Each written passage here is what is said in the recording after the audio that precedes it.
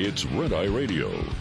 Gary McNamara and Eric Harley talk about everything from politics to social issues and news of the day.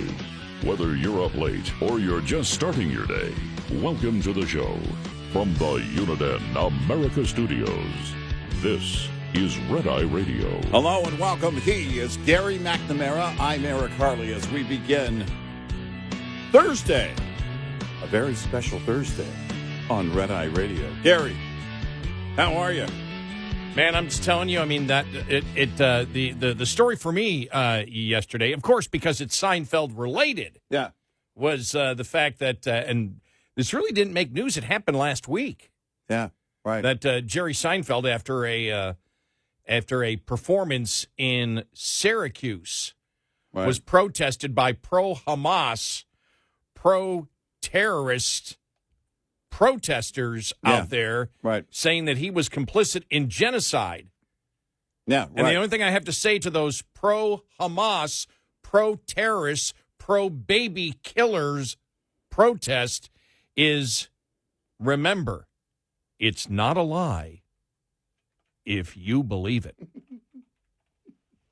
For those of you who don't know, that's one of the most famous quotes from Seinfeld ever. Well, by George Costanza. The fact that the pro-genocide protesters were saying he's guilty of genocide, it must have been opposite day. Oh, yeah, all right. Right? It's the opposite. Yeah, must have been. Yeah, it's rich. And I was telling you in the pre-show meeting, I said, remember, this goes back roughly 10 years, maybe more. Seinfeld was the first comedian that said, I can't do college campuses anymore. Yeah, you're right. Yeah, he was. Because all the different protesters, and it's like, why even bother? It is watching this play out. It's disturbing in so many ways to see the anti-Semitism right now. But watching this play out, I guess I came to this point the other day where I just kind of stopped and said, well, this is the way it was always going to play out, wasn't it? Because we knew that this anti-Semitism, this bigotry, was very much alive on the left. You and I have been pointing it out with identity politics over the years, and how bigoted it is, and what they have been doing. And speaking of college campuses, remember, it wasn't long ago when they were calling for segregation again. Yeah. They wanted to separate students by color on campuses. And remember when it came to policing? Well, then only black police officers should be patrolling black neighborhoods. And we can go to the Boston mayor's Christmas party. Yeah. Whites not allowed. Whites not allowed. You can't show up. Exactly. I mean, and that's why when I said yesterday, and I don't think anybody took me out of context. Boy, you got to be careful saying that now, don't you? Yes. But I don't think it, because what I said was I'm happy that Harvard did what they did. Because now they can't hide behind the fact of, okay, we forced the president to resign and we're making improvements when we know that's all a lie. By doing what they did that outraged a lot of people by saying, no, we stand beside our anti-Semitic president. Yeah. What they did was show it keeps the conversation, it keeps the debate going that they can't win. So that I'm happy. I'm not happy that Harvard has become the type of Nazi. Well, you look at it. You look at Harvard, and Harvard is the perfect example that the Nazi mindset exists in the United States. Right. I think it's very important to keep that debate going and that accusation going because it's true. Oh, yeah. Yeah. Look, it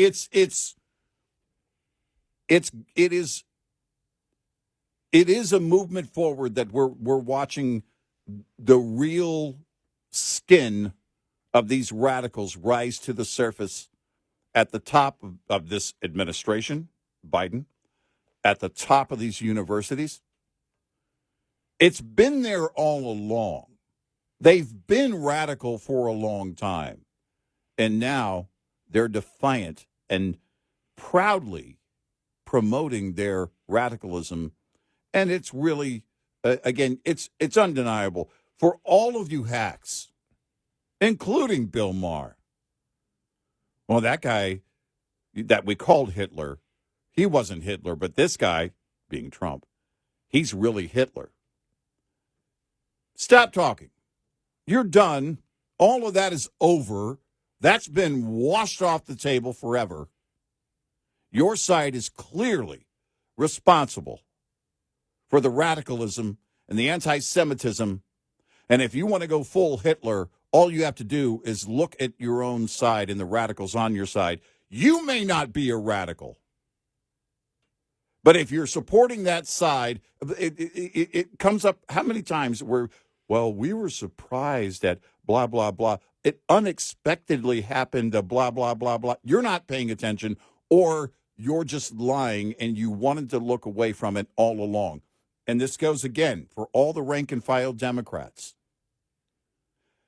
You may not be a radical. I believe that most of you are not radical. The overwhelming majority of you are not. But if you vote and support this kind of behavior with your vote from this point on after October 7th, there is no question you're part of it. Identity politics, though, has been around for the last 30 years. Yep. And it's been obvious. And you have not seen, for example, if there, and you see it constantly. In fact, the Republican Party is always attacking their leaders when they disagree. I mean, the rank and file on specific issues. Now, I will say sometimes with Trump, they don't do it as much as they have with other people. Right. For example, he can take diametrically opposed positions, and he's allowed to get away with it. Right. But that's actually a rarity over the last 30 years with the Republican Party. In fact, that rarity, I think, is exclusive almost to him in that he maintains his base while doing it. Well, no matter what position he takes. Remember the debate stage where he was telling Megyn Kelly on immigration, on visas, and he said on the debate stage, this is 2016, he said, I'm changing. And he changed. He three times. You called it the flip because he did. Right. He was on one position, then did another, and then went another. But his base was growing through all of that. Yeah. It didn't affect him, and that's rare and probably exclusive to him. Now, the thing that counts for us, though, when it comes down to it overall, is what he did when he was president. And we always use, for example, the fact of on fiscal issues like trade and everything else, where he was extremely promoting protectionism, which he is back to again. Mm-hmm. But when he actually got in office, he wasn't as protectionist as people feared he was going to be. Right. He wasn't nearly as protectionist as, in his actual behavior and what he pushed forward, and that was because he brought people like Steve Moore and what's his name from I can't think of his name now. Larry Kudlow. Larry brought Larry Kudlow aboard and became and put in much more of a free market. I think free market push, and that's why when eventually USMCA passed, and he was like, "We got rid of NAFTA." We're like, we and I looked at each other. We sort of chuckled because the analysis of USMCA is very little different from NAFTA, but he was able to sell it. Right. People just went, "Oh yes, he changed it completely." I'll still bring it up, and people will call, "Go, you're completely wrong." I go, "Give me an example." Right. And of course they can't. Right. It's just, no, we believe whatever he says. And it's like, well, we don't believe we don't believe anything. We don't believe everything that anybody says ever. Right. You can't just, right. We don't blindly just throw that faith into one person. I don't know of anybody. Now, there are politicians. I voted for Trump twice. Mm-hmm. I'm not going to sit here. Remember the one time I said, well, he BS's and lies like everybody else. And the woman called us up and said he has never lied ever. Right. And it's like, you're delusional. Right. You're delusional. Right. Now, you can still support Trump. I don't know of a politician that hasn't BS'd. I don't know of a politician that hasn't lied. Well, I don't know of a top global businessman that hasn't lied. Yeah. Yeah. So, and that's what we do. We call it out. Now, there are many that don't wish to call it out. They wish to sit there and go, he's my guy no matter what. Well, he may be the guy I vote for. By the way, Trump admitted that. Remember when where was he? And he did it in the States. It was an overnight press conference. and it was global media. What was that? What summit was that? Was that North? That wasn't North Korea. I thought it was North Korea. It was North Korea. Yeah, that was North Korea. Yeah, and he's standing there in front of the global media. Two things: the night of the election in 2016, where Hillary didn't concede. Did she ever concede? And then where he gave his speech, his victory speech, in the middle of the night, and then that trip when he looked at the global media, and this was the North Korean summit, and he said, look, I'm standing here, and a year from now, you guys could call me on it. I could be, everything I'm saying could be absolutely wrong. I mean, me, I'd say, blah, blah, blah, blah, blah. Yeah, I remember that. And he was, it was one of those, moments where he was just like, look, and I think this is what people, it's hard to, he's a tough read. You don't know what the room is going to be. Ask anybody that has ever been a part of his cabinet or White House staff. And you don't know what the room is going to be. But he is one of those guys that every once in a while that just go, yeah, I know I said that, but no. I mean, the debate stage, Megyn Kelly, visas. No, I'm changing. That might be the appeal for some people going, well, at least he's willing to listen. Well, at least he brought in Larry Kudlow or, And we said at the time he was. Yeah. But the fact is we've always said, look, you're going to have, and I think you can look at the conservative media today, and they will accept things and not call it out and say, look, that's bull. Yeah, right. We will. Yeah. And we took the hits for it in 2016. Yep. So we don't care. Yep. Well, I've never cared. I don't care. No. I don't care if somebody just. Well, if somebody if you care about that, you're probably not going to last long in this business. Yeah. If it's BS, it's BS. And so we settle at that particular point. Then we say, okay, here's why I'm voting for this person, this issue, this issue, this issue, this issue, and this issue. Right. And look, we were the first ones to I think, I don't know if we were the first ones, but we were one of the first ones that said Trump is actually a moderate. And you think about it. Tell me a politician that's changed. You think about the books that he wrote at the end of the last century and beginning of the new century. Yeah. When the things that he was writing were absolute liberalism. The wealth tax comes from Trump. Right. He was the first major, and he wasn't a politician, but he was the first major, business personality to promote a wealth tax. Yeah. Which is absolutely everything that the Republican Party is against. Right. And he was the first to do it. So, but that's okay. There were a lot of things that he believed then that he has evolved on. Well, he floated ideas. Yeah. What I'm concerned about are which ones are what's he actually married to? What is he not letting go of and saying, because one of the things that he didn't let go of in all the years, going back to Donahue, and when he was on, I think he said this on Oprah, Larry King, and all the, because they would ask him every time, okay, are you at the end of the show, are you going to run for office? But one of the things that he stuck to for decades was other nations need to be paying their way. Yes. And he held on to that. Yes, he did. He absolutely, no, he did. Remember handing Merkel the invoice? Yes. Oh, my gosh. I mean, seriously, but that was, if you talk about, it's a big deal of it is, a big part of it is populism, but it's not just populism. He was making a statement in that moment, and it wasn't even a press conference. It was on a tarmac. You could see it, but he wasn't saying, I hereby give you this invoice. He just handed her something, knowing the media would ask what that was. So those are the things that, and we talked about it during the Trump years. Well, I didn't know what to expect. And when they were going, we're going to get corporate taxes below 30%, I was laughing, going, there's no way. Oh, he owns that completely. And he owns all of that. And that was a great move. And those are the things. Now, what wasn't a great move on tax policy? The fact that we're paying more, you and I specifically are paying more. Hey, that's simple economics. It was in our self-interest not to pay more in taxes. That's right. Listen, if there's anything he needs to be indicted for, that's it. That's it. Raising Eric and Gary's taxes. That's right. Now let's be intellectually honest.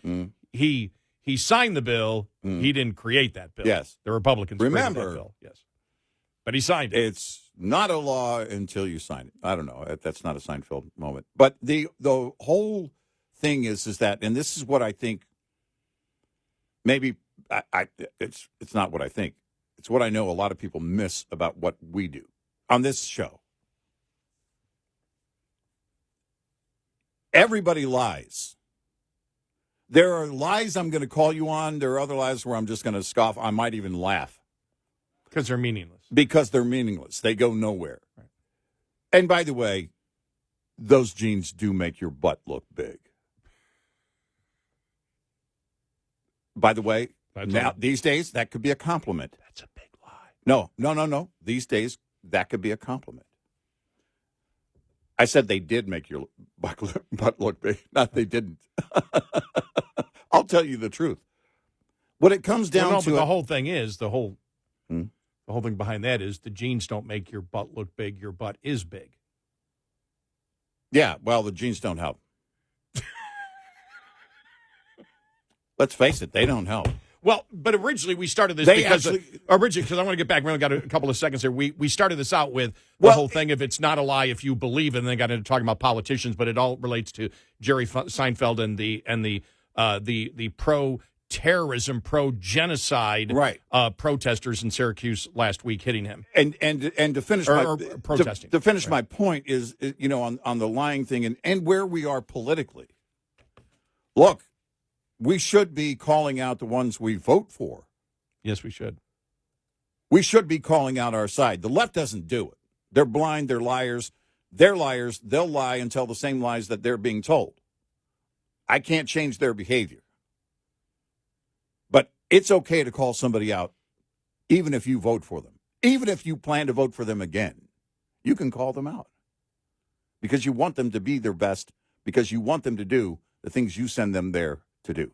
866-90 Red Eye. This report is brought to you by Shell Rotella. With advanced synthetic technology, is designed to help keep your rig running with more mileage and less maintenance. This preventative maintenance tip is brought to you by Hot Shot Secret, the country's #1 fastest growing oil and additive company. If you've been driving a diesel any length of time, you know diesel fuel quality can be an issue. There are U.S. standards that diesel fuel is supposed to meet, like cetane number, lubricity, aka wear protection, deposit control, but oftentimes the fuel at the pump falls short. Let's highlight diesel fuel's lubricity. Diesel fuel in the United States must have enough lubricity so the fuel does not produce a wear scar greater than 520 microns. The U.S. is much more lax on this specification, which leads to more fuel system failures here in the U.S. compared to other parts of the world. Without the proper lubrication, you run the risk of fuel pump and injector failures. This is why a premium additive is needed to keep lubricity levels in spec, to keep the fuel system protected and avoid costly repairs and downtime. Add Hot Shot Secret EDT Plus Winter Defense, a 7-in-1 anti-gel fuel booster at every fill-up to keep your fuel's lubricity within specification of U.S. standards and the Engine Manufacturers Association recommendation for lubricity to keep you from gelling. Learn more about the science behind diesel fuel and Hot Shot Secret's EDT Plus Winter Defense at hotshotsecret.com. Lines open for your calls. 866-90 Red Eye on Red Eye Radio.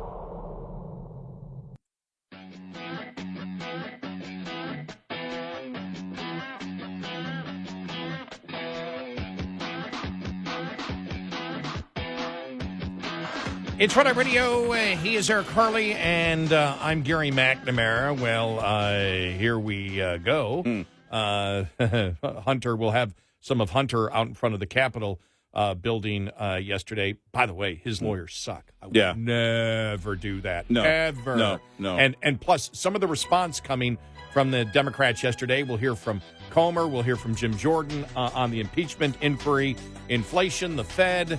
Oh, we got so much to talk about.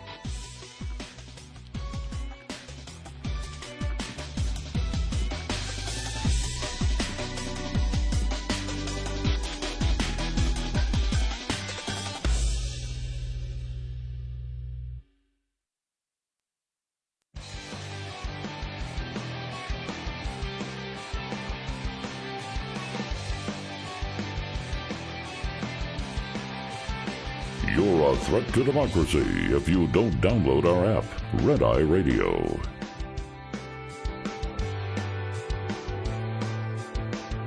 It's Red Eye Radio. He is Eric Hurley, and I'm Gary McNamara. All right, let's go through some of the audio. And before we go through the Comer and Jim Jordan, I know what their arguments are. All right, Yeah, and right. they're solid. They're totally solid legal arguments that they have. Right, but right. what I always find interesting is right now the debate points of the Democrats. Yeah. Because yes, you know what yesterday was? Yesterday was the border is secure. Yeah, that's what it was. Everybody knows it's not, but the response from Democrats, and I was thinking that yesterday. I said, "Wow, they're just going back. They're attempting. You know, for example, you had AOC out there, Right. Yeah. saying there isn't one witness against Hunter Biden. Well, there are. Yeah. That's again the border is secure argument. Right. Yeah. It's like wow. Yeah. Who's the law firm? The law firm is probably Mayorkas and Fauci. Is that the law firm? You know, with those kind of defense arguments. Yes. I mean, but that's it. It was one of those days. Oh no, everything's fine. Yeah, it was just. But No. when I saw AOC do that, it's like there's not one witness. Well, certainly there is. There's actually more than one. Technically, she's right. There's not one. There's more than one. There's more than She'll come back tomorrow. I was right. See. Well, I wanted to. What I was really interested to see is whether they're still going to use the same argument that, as we have said, sets the table on the fallback position that the media and the Democrats have taken. And I didn't know whether they would continue with this argument, especially after the Department of Justice came after Hunter Biden. Yeah. Right. You know, after we've indicted him on 3 felonies, whatever. And you read that indictment, and it's really damning, which, by the way, just boom, as we talked about this earlier this week, just blows out of the water their earlier decision, you know, to do the sweetheart deal with him and let the statute of limitations go by. I wonder, does Weiss even understand that by doing what he did, it makes what he did before look so bad? But we talked about that earlier this week. But we were wondering if they're still going to go back to this is just because Joe Biden loves his family. Yeah, This is because that fallback argument with their, and I don't even know, because remember, Democrats don't think beyond the tunnel vision of their argument. They don't think of anything that, you know, that may say, well, you know what you're actually communicating. You're communicating this, and this is bizarre. And so when they come out and say Joe Biden loves his family, well, then you look at it and you go, okay, well, wait a minute. So Joe Biden loves his family, so he gave them loans. All right. Meanwhile, Hunter Biden and Joe Biden's brothers have been involved because the love that he loves his family, the loans, whatever.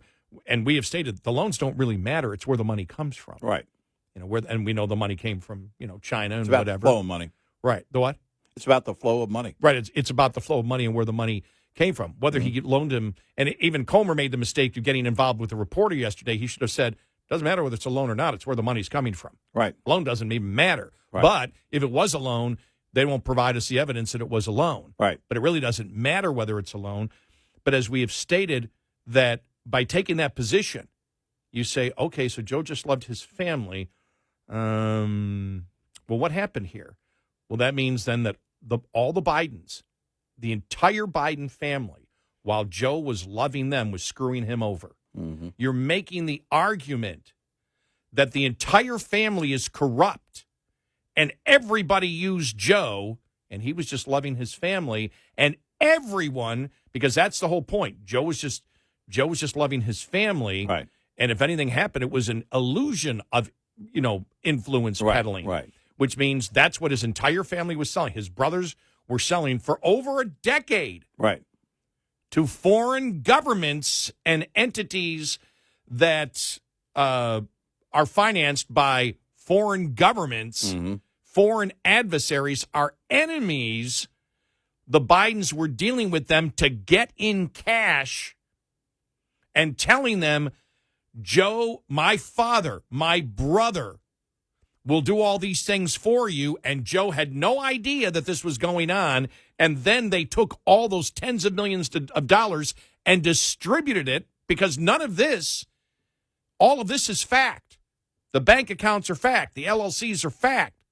The fact that the money went and the influence peddling happened by Biden's brothers and Hunter Biden you can't deny. It's absolute fact. In fact, nobody is doing it. The Democrats aren't talking about it.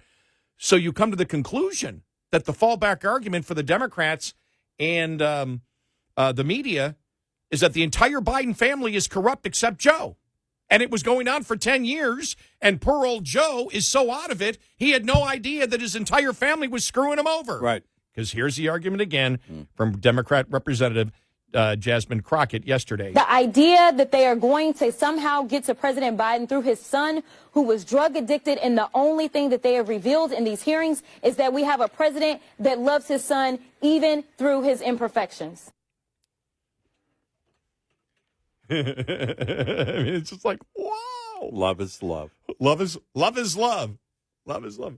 And meanwhile, because what they're forgetting about, And it's crack not, is whack. but what they're forgetting about, though, it's not just Hunter. It's his brothers. Yes. That were also selling influence. Right. And we know it.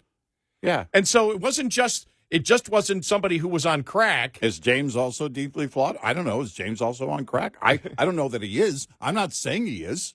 I'm just asking questions.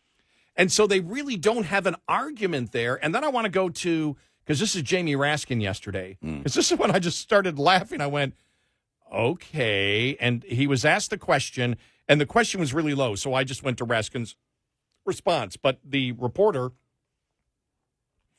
who, thank goodness, was all masked up. Thank goodness. Must have been because of the CDC recommendation earlier this week. But she asked the question, aren't you being hypocritical? Because when it came to Trump's people in January 6th, you said all of them must abide by the subpoena. Right. Here's his argument. All right. Here's his argument. Here we go. All right. Here. Yeah. Biden today, not hypocritical. Well, I'm glad you raised that point. The people who were held in contempt during the January 6 hearings, like Steve Bannon, completely blew off the process. He never even gave us the dignity of a reply. He never wrote us a letter, much less did he say he would come down and testify before the whole world. And so Steve Bannon, I took it to the floor. He was held in contempt by the House of Representatives for completely rejecting the authority of Congress. Well, so's Hunter. Yeah. You don't get to set your Right. own. You don't get to set your own terms. Well, I'm not going to do that. I'm going to do that. Because Raskin's saying because Hunter was willing to set his own terms, Right. and ignore the subpoena, Right. but because he was willing to set his own terms, he shouldn't be held in contempt. That's Raskin's argument. Yeah.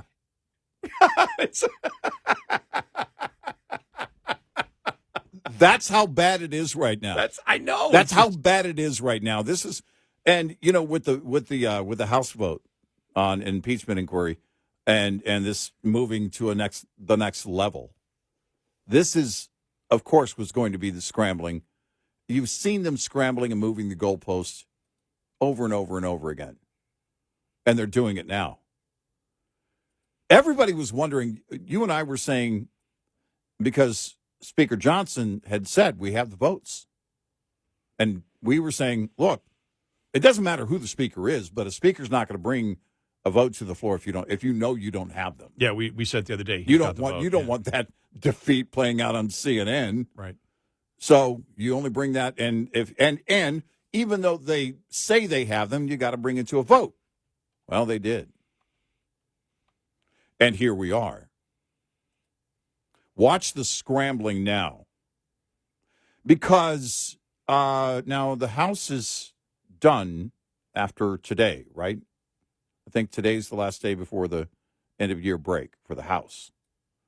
They were trying to, the other day, Schumer was trying to appeal to Johnson, hey, nobody gets to go home because we're going to work on this money for Ukraine and work it out with the border thing. The House isn't responding to that. I don't think that's going to happen. But what it leaves is, now that the vote has happened on the impeachment inquiry and taking it to that next level, is now we're going to walk into 24 with this thing, beginning, but the media is going to be out there with this story. It's going to be playing over and over and over again. And they're going to be scrambling I think I don't want to say it's brilliant, the timing of the vote on impeachment inquiry, but it's certainly a good play because now the ball is kind of in the court. What you just heard from Raskin. This is the desperation you're going to hear from the left when they're asked about it between now and, if the House leaves, they boom, lights out until January 3rd. This is going to be, now the ball's in their court. Now you sent it over. It's officially, you've done your work. You're going to be moving on to the next level. You've officially done that. And now the media is going to be asking Democrats and all the Biden surrogates and possibly Biden. Biden's just going to reply, it's all lies. It's all lies. He's just going to be mumbling. He may be taking a break until the end of the year. Who knows? He may be going to stay on the beach for a while. But the point is that the media is going to be focused on this, and the left is going to have to answer all these questions. I read what Turley said, Jonathan Turley, yesterday, a constitutional law professor and a Democrat, just so people know. Yeah. Reports indicate that Hunter went to Capitol Hill but refused to sit for the deposition. Instead, he held a presser. If true, it is a remarkably bad decision and virtually begs for a contempt sanction, which he's getting, because he wrote this earlier yesterday. Hunter could have appeared and invoked his right to remain silent. Right. Instead, he just pulled a Steve Bannon and will now pressure AG Merrick Garland to show the same speed in pursuing a prosecution. While the subpoena came before a formal impeachment vote, it is still a subpoena from a congressional committee. It is still an act of contempt of Congress, in my view.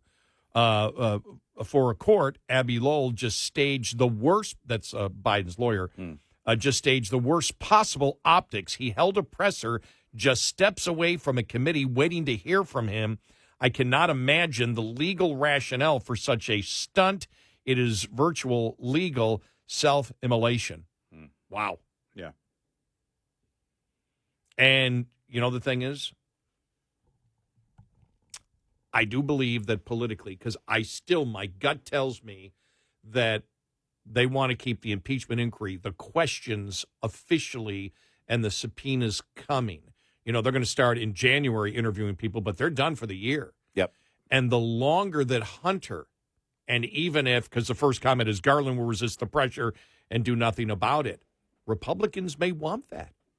Yeah. I think Republicans want to stretch out. Well, we can't get to even impeachment. We're still gathering facts, and they're still fighting us in the department as they continue to get more facts and keep damaging the president on this over the period of time. I disagree with that reporter yesterday that said all Republicans want him impeached and out of office. Well, he's not going to be out of office. We all know that. Right. He may be impeached, but he'll stay in office. They're not going to vote him out. Democrats aren't going to vote him out. No, that's not going to happen. They don't have the makeup in the Senate for that. Yeah, and so what are you trying to do? You're trying to politically damage the president. I think the longer that they hold out gives the Republicans all the time in the world now to bring in witnesses to show again if the Department of Justice doesn't hold Hunter Biden in contempt of Congress. It just makes their position stronger on the whole thing. I think so, and I think if they tell the story right, which I think they're doing so far, if they tell the story right, impeachment's not even the point. Think about it. 2 impeachments against Trump. What did they do? Solidified his base. You don't have to get to the point of impeachment with Biden. Tell the story. Yep. The political damage will be there forever. 866-90-RED-EYE.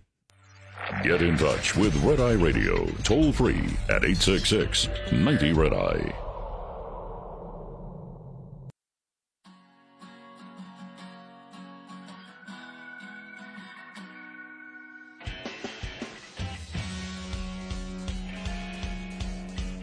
It's Red Eye Radio. He's Eric Carly, and I'm Gary McNamara. I just saw this from Jonathan Turley when I was looking at some of the other tweets that he had yesterday. I'll have to see if I can get through the paywall of the Washington Post. But he writes, the Washington Post just declared that this should have been a scandal when Joe Biden was vice president as early as 2014. Well, if we had only had a major newspaper back then in D.C. to look into that scandal. Yet, after admitting that this scandal was missed and should have been investigated, back in 2014.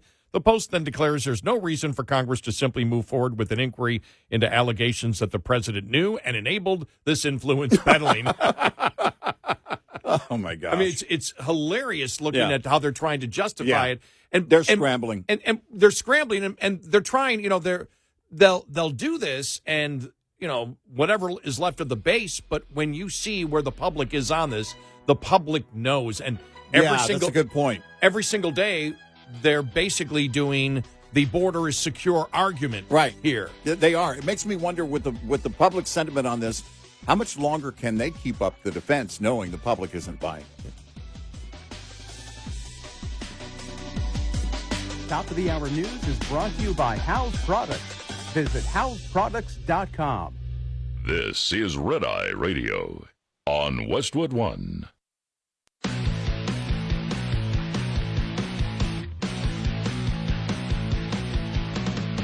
Now, it's Red Eye Radio. Gary McNamara and Eric Harley talk about everything from politics to social issues and news of the day.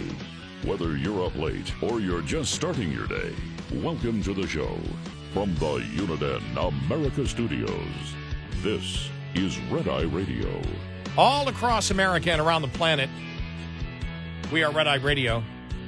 He is Eric Harley, and I'm Gary McNamara. Coming up, we'll have some audio from Comer and Jordan on both after Hunter Biden ignored the subpoena and after they got the vote to have an official impeachment inquiry. And here's when you look at this right now, you and I have been paying attention and gone into the minutia of this since the very, very beginning. Right. Yeah. And one thing that we have noticed is, and everybody has noticed it, that the goalposts keep moving for the Democrats. Right. It really can't move anymore. No, I mean, they're back to the whole thing of Joe Biden simply loves his family, and that's not going to hold any water. And they've really stopped there. They've stopped. He loves his family, and there was just the illusion of influence peddling that Hunter Biden and the brothers were going to foreign governments and entities owned or run by foreign governments and adversaries of the United States, and they were telling these people, Joe Biden will do this for you if you pay us millions of dollars. Right. And then they set up a labyrinth of bank accounts and 20 different corporations, LLCs, not because they were going into business, but to move and hide money that would then go to the entire family. So their fallback position, which has, I don't even think they understand this is what they're communicating. And we keep repeating this because the Republicans aren't, and we hope they will because the Republicans are finally using the talking points that we've been telling them to use for months. So maybe some Republican, if you're listening on WMAL, which we know you all do. We know you do. We know you do. Understand what they're communicating is that what they're trying to get America to believe is that the entire Biden family is corrupt. And they can't use the excuse that it was Hunter who was a crack addict and it was just because he was on crack and his father loved him, because the brothers were involved in the same thing. And as you said earlier, were they crackheads? I don't know of this one. I don't know. I don't know anything about James. I'm just asking a question. And the point of that silly question is that the entire defense is stupid. Right. But that's what they're communicating is that the entire Biden family was screwing over the president of the United States and the former vice president of the United States for over a decade. And Joe had no idea this was going on. Yeah. He just loved his family as they were screwing him over.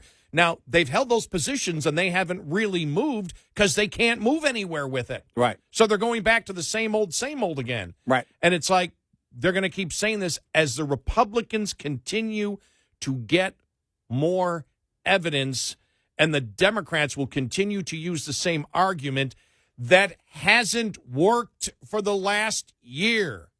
Hasn't worked. No, it's the not. public isn't buying it, and that's the problem Democrats have. Well, in fact, not only is the public not buying it, it's going the opposite direction. Yeah.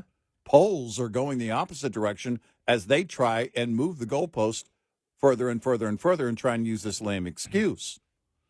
And that's what it comes down to. And I asked as we were going into the break at the top of the hour, how long can, and I didn't phrase it properly, I didn't include the words, the surrogates in the media, not necessarily the White House or Hunter's legal team who needs to be fired. Oh, wait, no, keep them, Hunter. Don't fire them. The media, knowing that the public sentiment is going the opposite direction, it's actually more and more Americans now can see what's going on. We all see this. If you don't see it, it's because you're not looking. And how long can the media keep up that defense? Look, ignore it. Do what Chris Cuomo did with his brother. Just don't talk about it. Just don't do an article on it. That would be better than this whole, oh, well, it's just, what was it? It was Axios story yesterday. Why it matters? Why it matters. And, and they just go through the heartstrings. Sorry, you're not connecting. Now, it's Axios. I don't think that they're worried about, the average American. This is a far left media. And they're just trying. By the way, who are they trying to sell it to? I don't know. That just occurred to me. Who's Axios trying to sell it to? Who's willing to buy it? Who's willing to buy it from Axios? Because that's the far left media. So are all those guys just sitting around going, "Oh, I know. It's just because Hunter, in the crack pipe." You guys don't buy that. You're trying to sell it, but who are you trying to sell it to? Well, it's interesting when I just sit back and look at it, and we gave the whole explanation about what the media and Democrats are actually saying when they say Joe just loves his family, and it was the illusion of influence peddling. When you actually take that and go, okay, what does that mean? Right. Well, it means the entire family was trying to screw over Joe, who was completely clueless. And this wasn't a one-time thing. This is something that happened year after year after year, that the president's family had an enterprise of bank accounts and LLCs to transfer tens of millions of dollars to enrich the entire family. And Joe was completely clueless because he just loved the family. Yeah. And this is going on for 10 years, and he had no idea. When you explain it that way, people go, yeah, right. Because they all know it's like you can't sell it. Well, and you ask a good question there. It's a rhetorical question, but it makes a great point. What does it mean, illusion of influence? In other words, right. To what extent? Where do you draw the line? Going, okay, we can't do no photo ops. We can't do this. We can't. Well, that means you're lying.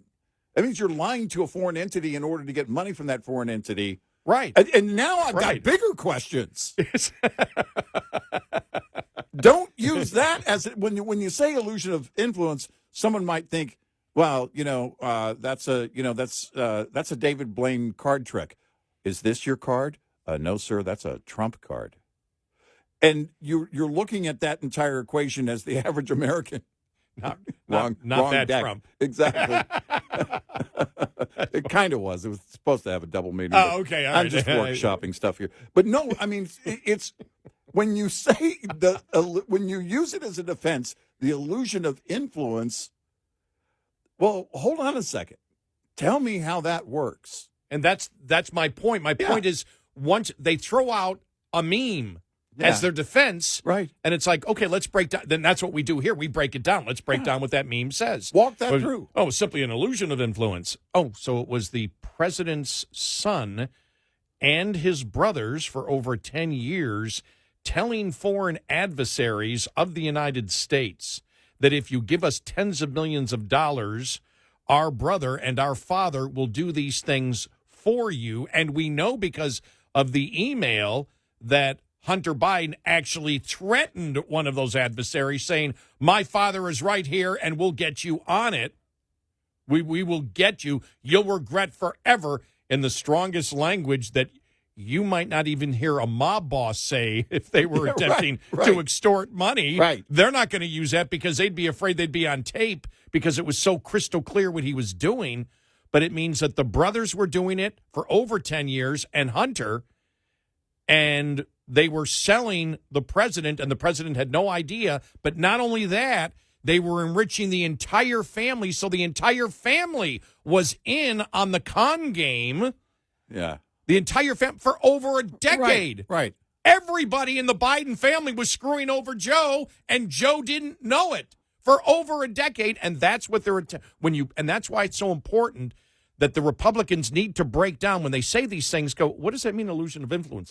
If that's the minimum, what are they trying to sell you as the argument? And you break it down. Well, everybody listening right now knows. Okay, that probably didn't happen. Right. Exactly. That probably the president would have to know, and probably it wasn't the entire family trying to screw him over. They're trying to sell you something that really not many people are going to buy. But that's their defense. I'm talking about what their defense is, not even what the Republican allegations through Hunter's laptop, the witnesses, the whistleblowers. That's all out of it. I'm simply telling you what the Democrats and the media are attempting to sell you. Right. Do you buy what they're trying to sell you? Well, that's it. I mean, who would look at that and go, oh, illusion of influence? Yeah, no. I know exactly what they mean. I know. And it's because we've been asking, well, wait a minute. We know what the Trump businesses are. And you can look at it. It's, in fact, a global household name for decades. So what about the Biden business? What is it? Illusion of Influence Incorporated. And then here at IOI, we remember at IOI it starts with IO and IOIC Corporation. Yes, yeah, or IOII. IOII. Illusion of Influence Incorporated. IOI Inc. That's and no, this wasn't the company Christmas party tonight. This is the absurdity. This is how bad it is. Now, when you and I sit down and talk about the Hunter thing, it sounds like we're drunk. Well, I thought it was our Christmas party because we're of the same color skin. Oh, yeah. Oh, we're trying to imitate what they're doing in Boston. Exactly. Wow. What a heaping mess that is. We'll get to that here in a little bit. But think about it. So the entire thing, which isn't plausible, Joe had no idea this was going on, and his entire family was ripping him off. Right. But they're trying, at the same time they're trying to sell you that, are saying that both Hunter and Joe are both victims. Right. Yeah. I mean, and the public doesn't buy that crap. It's insane. I know. It's just insane. I know. Well, but it makes you wonder who is making the calls on the talking points. Karine Jean-Pierre. God help them if that's the case, but it could be. It could be. I mean, think about sitting in a boardroom, in a political war room, and you're sitting down and you're going, okay, these are the talking points. This is what we're going to do here. This is how we're going to answer this. You got all the key players present. You got Hunter, you got Joe, James couldn't make it. You got the Washington Post, New York Times, all the key players. All right, these are going to be the talking points. Whoever came up with this is on crack. Well, when you think about it, and that's why we went through it, but just do it. Let's do it again. So, illusion of influence. Mm-hmm. The illusion of influence. He loves his family, and we broke down what that actually means. Right. Is that Joe had no idea what was going on in the entire family. If you actually break down what that means, was ripping him off for a period of 10 years. Right. Where he was using him in the worst way possible, which had the potential, now as we now know, to end his presidency or give him a massive defeat, which means they didn't give a damn about Joe at all. Right. And now I don't buy into it, but this is what the Democrats and the media are attempting to sell you. So you have that. You have AOC out there saying there's not one witness to anything, which of course is false. That's like saying the border is secure. Right. You don't have you don't have that. Then you have Raskin out there trying to sell, Hunter Biden, not obeying the subpoena is different because he was willing to set his own terms of what he wanted to do and ignore the subpoena, where the Trump people just ignored the subpoena. Right. And so in order to not be charged with contempt of Congress, when you get a subpoena, simply go to law enforcement and say, well, I'm willing to do this, but not what you want me to do, and you get a pass. Right. All of it. And I started thinking to myself, this may be self-gaslighting.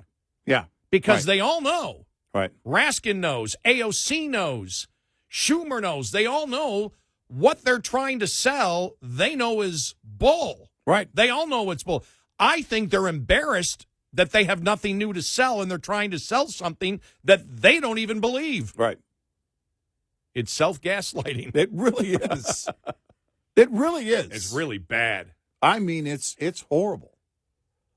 By the way, you mentioned the reporter wearing a mask, based on, and you kind of joked about the new CDC recommendations. For those that didn't hear, the CDC recommended wearing a mask so you could continue the spread of virtue signaling during the winter season. It's not being spread fast enough. All right. We got audio cuts. Got a ton of other things to say. Oh, my gosh. What a day. Look, the moral of the story, Republicans, break all this stuff down. You have to walk it through. And we did. And people listen to the show, that we've been saying this for as long as the first time they came out and said, well, it's an illusion of influence. Yeah. Day one, we said, what does that actually mean? What does that break mean? it down. Right. Republicans haven't done that yet. Nope. Do it. Break it down. Break it down. Because once you break it down, the argument falls away. When you have the facts behind you, when the other side uses basically meme mentality at you, will simply break it down and destroy their argument. Right. 866-90 Red Eye. Brought to you by FPPF, Fuel Power Max. Leased owner-operators should be aware of 4 common revenue myths, lest you fall into the trap of mistaking revenue for profit. Myth 1, concentrate on increasing revenue because costs will take care of themselves. This is not true, as costs are fundamental to the profit equation and the area where owners exert the most control to improve. Myth 2, more revenue per mile is the answer to all problems. Though carrier pay packages differ in structure, revenue per mile really doesn't change much from company to company, but there can be a big difference in miles, overall gross revenue, reimbursements, and fees. Myth 3, all you have to do to be successful is run a lot of miles. In reality, revenue is only half of the profit equation. Costs are the other half. It's possible to generate a lot of revenue, yet spend $1.10 to make every dollar. Myth 4, you can tell how well you're doing by the size of your settlement check. The settlement check is only a part of the success picture. Miles driven, loads hauled, conditions, mechanical problems, time off, and especially costs all have to be considered. Brought to you by Shell Rotella, with advanced synthetic technology is designed to help keep your rig running with more mileage and less maintenance. We'll be right back with more Red Eye Radio with Eric Harley and Gary McNamara.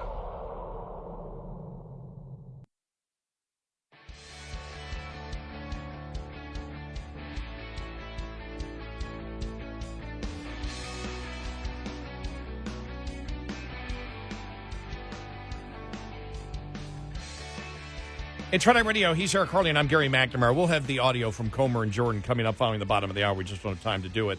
Very quickly here, the Fed meeting yesterday and the fact that we may see Fed talking about, they didn't raise rates, but they're talking about maybe we're lowering them 3 times next year. And then you've got many of these so-called experts saying 6 times.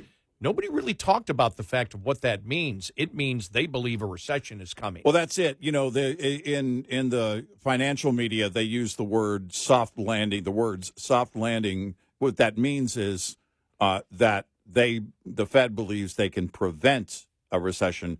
But if the analysts that have been saying, and a couple of them have said, several times in 24 they believe they will lower the rates. And one of them said the other day as early as March. Well, if we start seeing it in March or before March, them lowering rates, that means the recession is coming in hot. That means they know the recession is coming in hot, and they believe they can prevent that. Now, there are other factors that are going on. You and I talked about the labor inflation, which is going to be present for quite some time, because at some point, the American worker, and actually it's already happening to a certain degree, but not to a measurable degree, but it will increase, where the American worker essentially says to their employer, I can go somewhere else, and I'm going to for more money because I've got to get more money. When they realize that prices aren't going to come down, then that's the next move. I've got to make more money, and that wage inflation that labor inflation is going to be around for a while.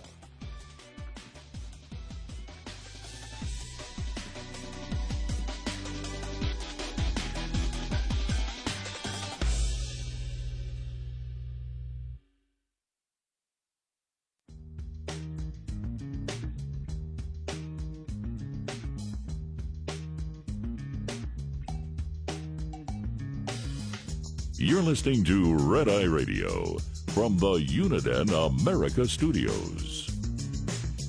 It's Red Eye Radio. He's Eric Carly, and I'm Gary McNamara. Download our Red Eye Radio app today, and you can listen when and where you want if you can't listen live overnight. Let's go to Jim in Dallas. He's bringing up a point. We brought it up before, but we have it in this discussion here about the whole, if it was illusion of influence, and you were selling this for over 10 years. Jim, welcome. You're on Red Eye Radio. Hi. Good morning. Here's what I wanted to say is this. There's just no way that you could take these foreign businessmen and foreign government agents and, because they've got to be smart. They're not, if a foreign government agents, they wouldn't be there around very long. And certainly if they've got plenty of money, they're smart at least in getting money. And go for 10 years getting the runaround and getting whatever they have asked Hunter to do. Yeah, it's just beyond imagination to think that that could happen. So this illusion of influence, that's just stupid. And like that, and for anybody to go out and use that as a ruse as to why Big Daddy wasn't involved in this, it's just ludicrous. Yeah. That whole thing needs to stop. And if we had a decent government, Joe Biden would already be under arrest for treason. Well, I'll say this. I don't know that where we are right now. Thank you for the call. I don't know where we are right now amounts to treason. Yeah, treason would not be the charge. You can say things are treasonous. Yes. And here's what I would say. Or traitorous. You can say, yes. Yeah. And here's what I would say, Jim. I do believe he's compromised. Right. But you do have to get to the legal measurement of that before there is anything actionable. And I think we just kind of have to keep that in check. I know the sentiment. I understand it. Well, no, it comes from the fact that if everything you do is to hurt the United States and weaken the United States, we talk about this. We talk about the energy policy of the United States and EVs and the grid. And we've said the administration the Democrats have purposely hurt. And their goal is to commit economic, energy, and national security suicide with our energy policy. You look at it, the first thing that comes to your mind is, well, that's treason. They're being traitorous. Yes. That's not the definition of treason, but we understand the point you're trying to make. Yes, and we agree that it absolutely, because this president, I have no doubt, is compromised. And imagine if our southern border were wide open. Oh, wait. But the point that James makes on, and that's a solid point. Let's look at the other side. Look at the entities and our adversaries that were funneling money for this so-called illusion of access. These aren't stupid people. They're not good people, but they know what they're doing, and they also know what they're getting, and they're not paying for something they're not getting. And they're definitely not doing it more than once. They're definitely not doing it repeatedly. And they definitely would not be.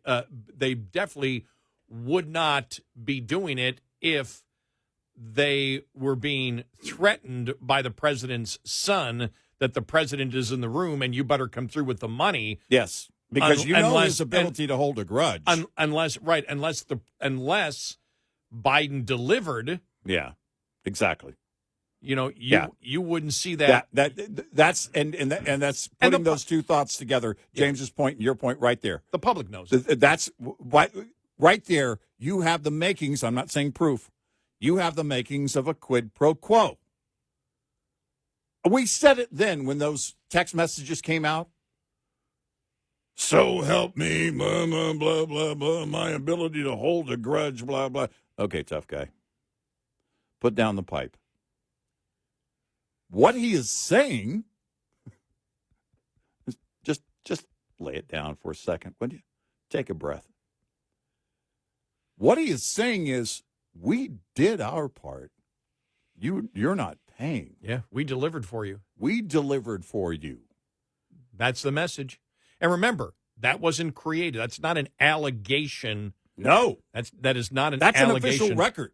That's a social media message. Right. That was sent by Hunter Biden. Right. And as you've stated the beautiful thing about this when you talk about the Democrats out there right now is screaming these unfounded allegations. All the allegations and all the evidence that the Republicans have came from Hunter Biden himself, people that worked with him, and bank records. Yep. None of it is an allegation made by Republicans where they haven't produced the evidence. Everything the Republicans have stated, this is what happened, comes from witnesses, Hunter, and the majority of it, when you think about it, comes from Hunter and through the bank records, which has nothing to do with the Republicans. That has to do with the Treasury Department, and that has to do with bank reports that are made when they believe that money is moving, and therefore they suspect that there is illegal things going on. Right. That's where it all comes from. Right. So you can't make that. It's not like Russia collusion, where they were making the allegations, and the evidence really never existed. And when the evidence existed, it was the dossier, and you went, where did the dossier come from? Who did this? And we found out the dossier was created by the Hillary campaign. Right. And it was lies. And so and to that end, think about that. They still went on. There are still millions of people that believe that Trump was an agent of the Russian government. That's what millions of people want you to believe that. But at the New York Times, that's basically it. Collusion, that's what that means. That he is, who was it? Rosie O'Donnell. For those under 55, Rosie O'Donnell was a person who claimed to be a comedian. And she was saying, and others were saying, he's a Russian agent. He's a Russian agent. He's a Russian agent in the White House. And now, Hunter was on crack. Think about that. The whole Russian collusion thing was a hoax. It was made up. It was created. By the Democrats. By the Democrats and the Hillary campaign. And then carried by the top brass at the FBI and the media over and over again. We have evidence that is mounting here on Biden's family getting money for political influence, and their response is, but Hunter was on crack and Joe loves his son. Yeah. It does look, and that's what I'm saying. They're using the same thing. They've been backed into a corner. They have no more arguments, and they're going back to the same old arguments that didn't work when there was less evidence. Exactly. And now there's more evidence, and so it's like they don't know where to go on this. Yeah, they're desperate. And that's why we say, Republicans, you need to articulate everything extremely well here, because they can't win this. They haven't won it with the American public, and they're not going to win this. And don't back down from Steve Ducey or anyone else, by the way. Good God. All right, let's James gosh. I don't go on Steve Ducey because you need to go on Steve. You need to go on Fox, and if you can't defeat his argument, if you can't handle Steve Ducey, then you need somebody else. You need to put Jim Jordan in your place. Exactly, or somebody. But he he has been doing a good job otherwise. It's just those big missteps. Well, it's not necessarily the misstep; it's the missed opportunity that I'm concerned with. Right. Here is because Comer has been doing a good job, and you have the right person in there because you have somebody who has banking experience. Yeah, he knows exactly. It. So I'm going to go to the back and forth. This is James Comer, and I think also Jordan speaks on this. And this was early to reporters after Hunter Biden ignored the subpoena yesterday. This is a normal process in an investigation. This has been a serious, credible, transparent investigation from day one. We've published 4 bank memorandums. We've had countless press conferences. This is an investigation about public corruption at the highest levels. We have accumulated mountains of evidence that's concerning to an overwhelming majority of Americans. We have specific questions in there, and I think we're going to allow you in there to see the piles and piles of documents, of bank statements, of emails, of text messages that we've worked very hard on in this committee over the last 8 or 9 months. We expect to depose the president's son, and then we will be more than happy to have a public hearing with him. With that, I'll turn it over to Chairman Jordan. Well, I would just echo what the chairman said. You know, we're disappointed that he didn't show up. I mean, he was just across the way at the Capitol. You think he could have come here and sat for questions. If you do it in an open format now, you're going to get filibusters, you're going to get speeches, you're going to get all kinds of things. What we want is the facts, and the way you get the facts in every single investigation I've been involved in is you bring people in for an interview behind closed doors where you can get those facts. And then, as the chairman said, we'd love for him to come public. Finally, I would say this. Mr. Biden's counsel and the White House have both argued that the reason he couldn't come for a deposition was because there wasn't a formal vote for an impeachment inquiry. Well, that's going to happen in a few hours. We think it's going to pass. We think the House of Representatives will go on record with the power that solely resides in the House to say we are in an official impeachment inquiry phase of our oversight. And when that happens, we'll see what their excuse is then. They should have been here today, but once we take that vote, we expect him to come in for his interview, for his deposition. And frankly, we'll also, I think, look at contempt proceedings as we move forward. With that, we'll take your question. Why not just call his bluff? I mean, he's here. He's obviously not wanting to sit for a deposition. This could be one chance to get to hear from him. Why not just call his bluff and see if he's willing to sit? Because there's a way you do investigations, there's a way you're not. Everyone I've been involved with, from clear back to the IRS targeting conservatives, to Benghazi, to the impeachments before, everyone, you do it in a way where they come in for private. This is what the Democrats did. Don Jr. had to testify twice in a deposition setting, 2 different committees. But somehow that doesn't apply to the Biden family? That's not how it works in our country. It's supposed to be equal treatment, the same treatment under the law. Mr. Biden said that his father had no involvement in his business dealings, period. How do you respond? That's not what Devin Archer said. There was telephone, phone calls, meetings, dinners, you name it. We know what happened with Burisma in Ukraine in that December 4th through December 9th time frame, where Joe Biden goes and leverages conditions that the American tax money on the firing of the prosecutor who was looking in to the executives of the very company Hunter Biden was on the board of. We know those facts. Remember, Joe Biden said he never met with any of these people or talked to any of these people. That was the narrative before we began this investigation. Now we know he met with and talked to every single one of them. So the president hasn't been honest about his associations with these people who have been wiring millions and millions of dollars to Hunter Biden and the Biden family. Look, I think every American has a simple question. What did the Bidens do to receive the tens of millions of dollars from our enemies around the world? There you go. Yep.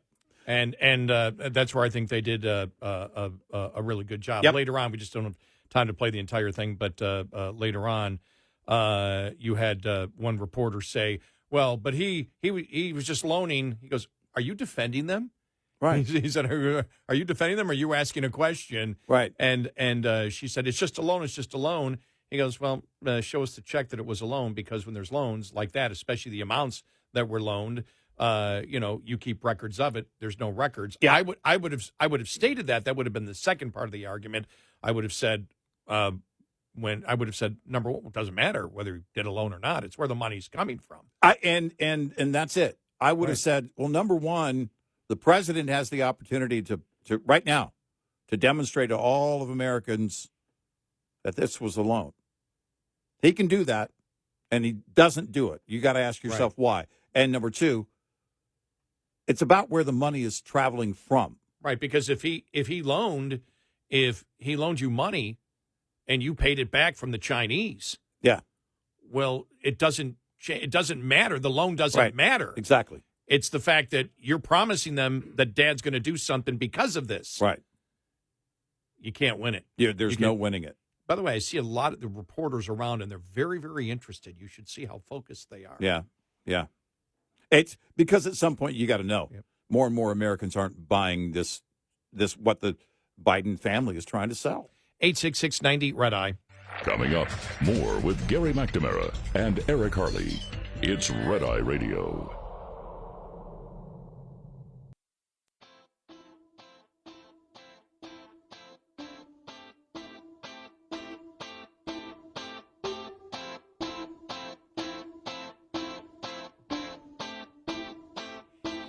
It's Red Eye Radio. He's Eric Harley, and I'm Gary McNamara. We'll have more audio coming up following the top of the hour. Tons of other things coming up.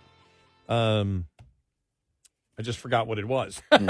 Stuff and things, and then the other items. Now, the Supreme Court to hear the challenge to the obstruction charge case, which is really fascinating. Mm-hmm. And if the Supreme Court rules for the one guy that apparently assaulted a cop, right? Yeah, and so he's been convicted of basically trying to obstruct an official hearing, right? And the critics say that law was an Enron law. That was about destroying evidence. Right. That was about destroying evidence in an official proceeding. Right. And it's like, no, you can get the person for assault, but unless you know that they were involved in some type of conspiracy, the law was never intended to be used that way. Well, if this guy wins at the Supreme Court, that blows away a significant portion of the case against Trump. Yep.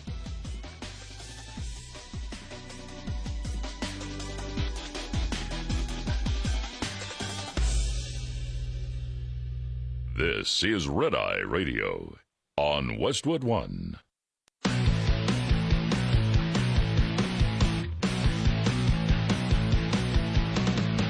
Now, it's Red Eye Radio. Gary McNamara and Eric Harley talk about everything from politics to social issues and news of the day. Whether you're up late or you're just starting your day, welcome to the show.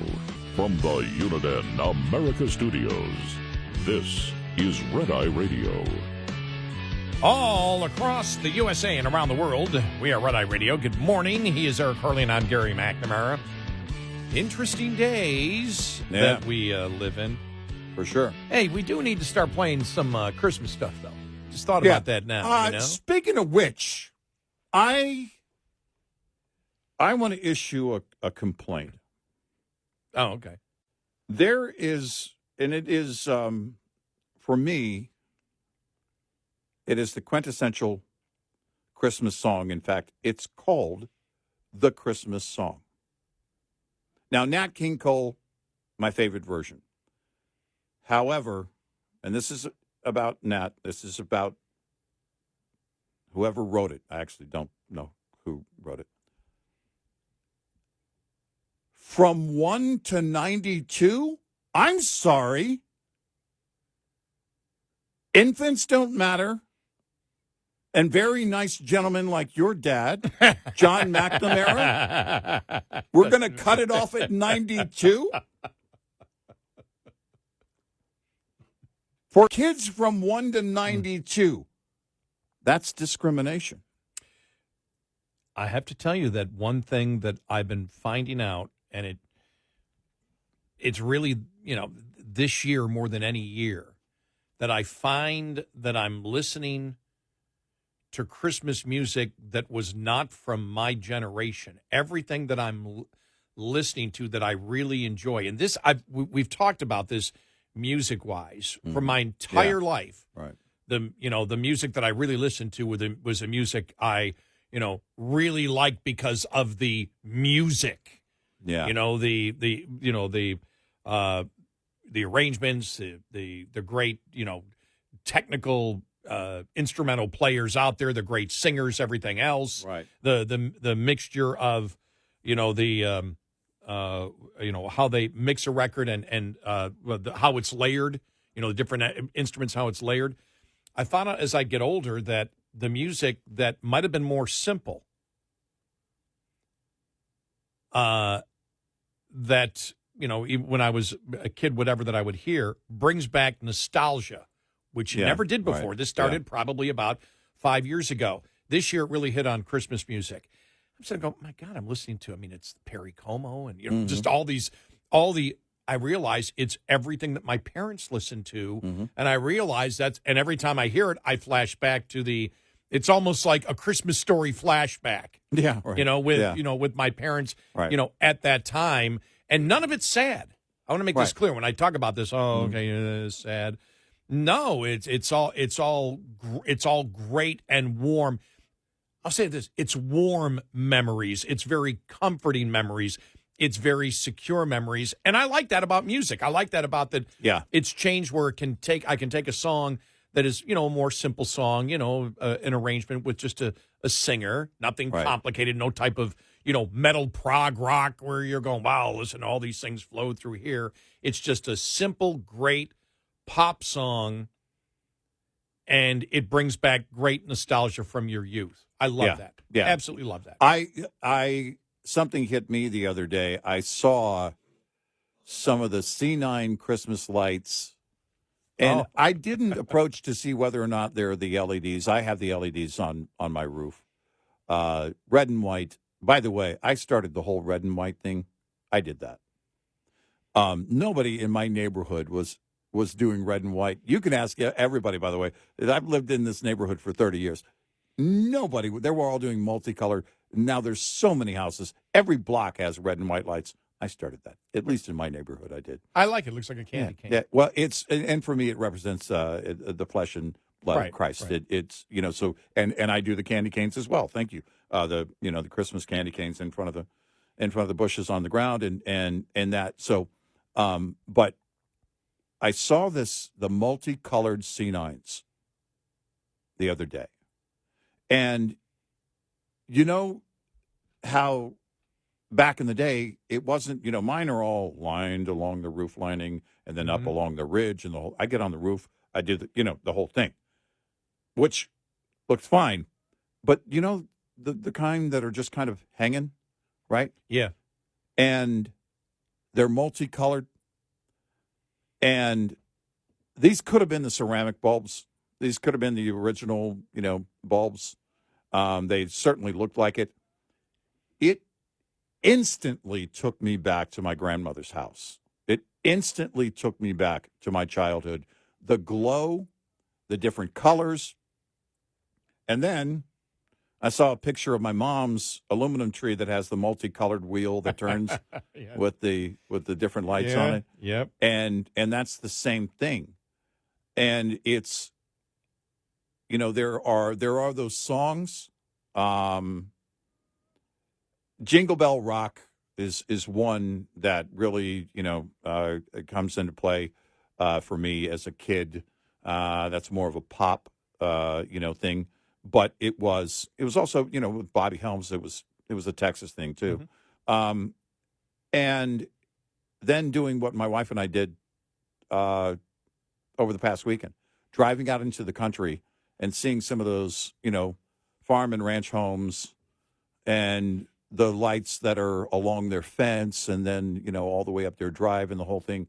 To me, that just instantly takes me back, and you can't put a price on it. I love it. It's a smile. It's not, again, it's not like sad reflection. Right. Same with me. It's a smile, and it's the things that not just at Christmas time, but it's those moments that really, have you reflecting, going, wow. And what I find interesting is the brain, the way it works. A song you haven't heard. Yeah. And I mentioned this earlier this year because I went to my 50th high school reunion. Yeah. And it was probably the beginning of the year. I said, let me go back to 72, 73, and just, put it in and put it on shuffle and see what comes up. Right. Yeah. And it was amazing. A lot of these songs, I really didn't. I might have heard them at a supermarket, but I didn't pay attention to it. Right. But I didn't go search them.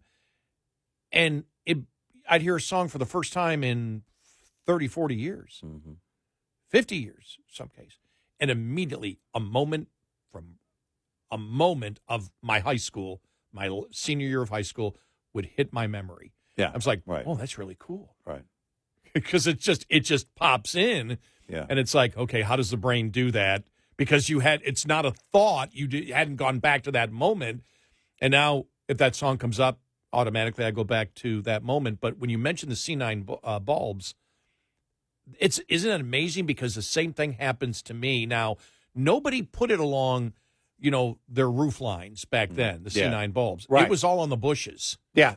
You'd put it on the bushes, and then the snow. And then on the tree, too. Right. The interior tree. Right. With those big bulbs on the interior tree. And then, growing up in Buffalo, the snow would hit, and then these things were hot and would melt the snow, but the glow, the glow of the snow over the bushes is something. So whenever I see, and I have C9 bulbs inside my house, on a couple of things, and I look at them, and it's amazing. Like a light bulb is bringing back nostalgia. It's crazy. It is, isn't it? The glow, and it's funny because that's where I saw it the other day. It was actually on a set of bushes, and that's the way it was back in the day.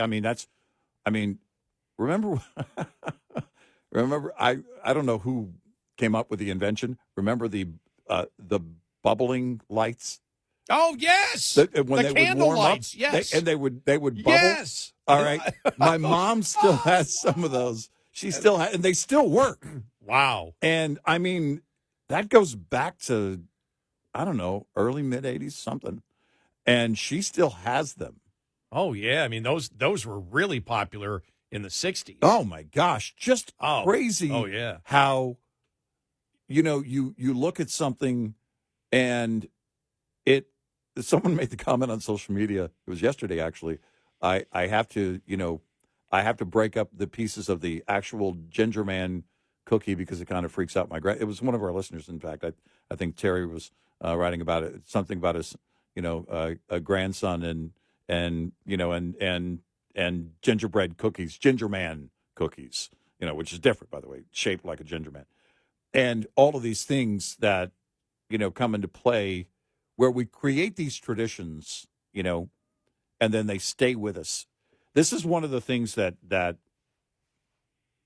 I don't know. It's hard to say for, any specific individual, but I think as a society, those are the things, everybody talks about. Well, this culture, that culture. There are also individual cultures within towns and neighborhoods and also within homes. I had friends that, our tradition was to do this, and that's the kind of your own personal culture within your family doing those celebrations. Like for me, the guillotine. Exactly, the guillotine. That's right. I got to tell the story again. Right, exactly. Next yes. week. But you talked about too. Your grandparents were just a few doors down. You guys would, in the snow, walk down, and spend some time. But the crunch of the crunching snow of the you're walking. To this day, if I walk on crunching snow, which doesn't happen that often. Right. Yeah, you live in Texas. Right. So, but if it crunches, I automatically go. It was every Christmas night. Right. We would walk, and they lived probably 12 houses down. That was my dad, and my dad when he built a house because it was a rural area. Yeah. And so there were no houses in between, so he built about 1,000 feet down from where his parents lived, which was common. Which was common, yeah. So we walked up, and whenever there's crunching snow, And I was thinking about this because a couple things. The other day I heard Boston Pops with Sleigh Ride, right? And immediately I went back to I don't know how old I was, but I was young, coming home from school or whatever. But it was just getting dark out, and there were workers at the end of the street. A water main or something blew, and they were all in there. I remember looking, going, wow, it's so cold, and that's what they're doing. And I went back home, and when I went in the house, turned on the TV, and they had a local Santa Claus and his Elf Forgetful on. Mm-hmm. Used to run on Channel 4 in Buffalo. Right. And it was, the memories of that, because that's a memory of my youth. And the Elf was they were just local people that worked in production at a TV station. They weren't even the anchors or anything. They just found these people to do it.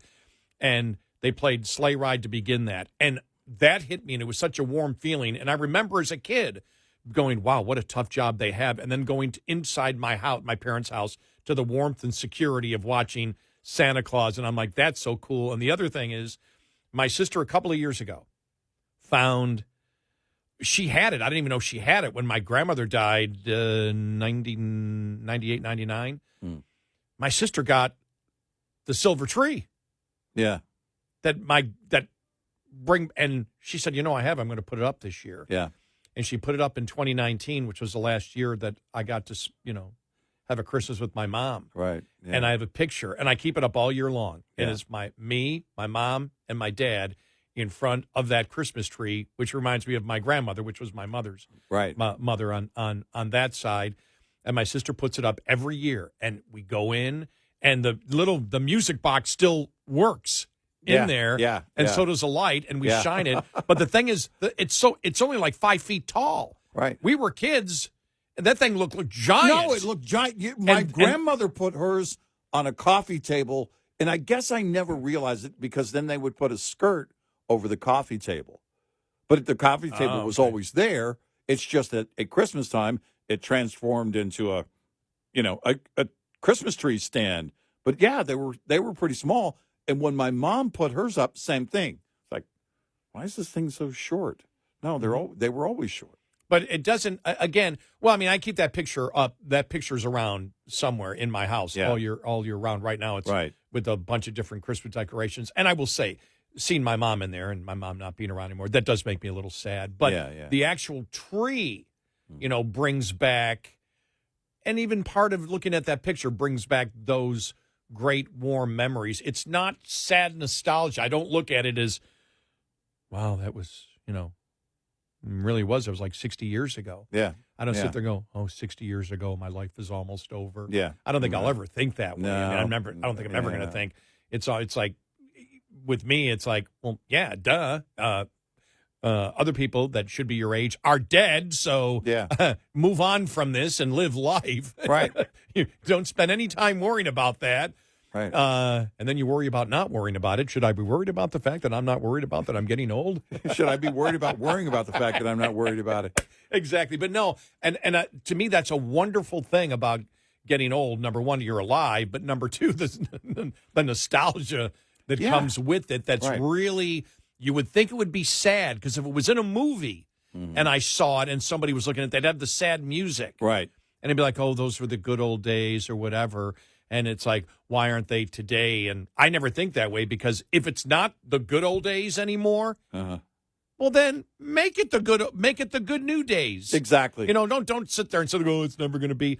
And I've always said it, and I've had Christmases that I was alone and Christmases that I was full of people, and I've enjoyed every one of them. Sure. Because I'm going to enjoy every single day of life. Well, you and I are in radio. We've worked a lot of Christmases, a lot of Christmas days and Christmas mornings and everything else. And, but it's comforting. That's what it is. One of my greatest memories of a Christmas is when I worked in Marshall, Texas, KMHT radio. Yeah. And I was the program director. Everybody else was married. Right. And I wasn't. And I just said, everybody has off. And I worked from like 6 in the morning to like 8 o'clock at night. Yeah. Yeah. And I had a boss that did that and my first year in radio. And it was fantastic. Right. And now this, I don't know if you could do it today. But I mean, they're a smaller town, Marshall, Texas. Great town. I mean, just love living in Marshall. And people say, really? You moved from Navarre, Florida, whitest beaches, to Marshall? I go, absolutely loved it. Yeah, loved it's a great town. I loved everybody. East Texas is great. Oh, it is. And people brought me food. Yeah. Listeners brought food. Yeah. I think, well, we would do that today. I used to love that. And in small towns, you could yes. today, and, it's like, I don't know. And so when I was about an hour before, I was getting ready to leave, and you're playing the Christmas, and people are calling like crazy, keeping you company, your listeners in a local market like that, and it was great. It started snowing. Yeah. And by the time I got out, I remember leaving the radio station, and the snow was falling, and it had stuck. And I'm walking out into the snow, and I can remember walking and locking the front door and walking out to my car in the parking lot. And it was surrounded by, woods and everything else, and it was so beautiful. And those, one of my greatest memories. And people say, you had to work all day Christmas? Yeah, and it was great. Yeah. Now, I wouldn't want to do it every year. Right. But that moment was great. They're creating that memory, you know? And I think you take every experience in life and you make it a positive. That's it. What you Right. do. Right. 866-90 Red Eye. Lines open for your calls. 866-90 Red Eye on Red Eye Radio.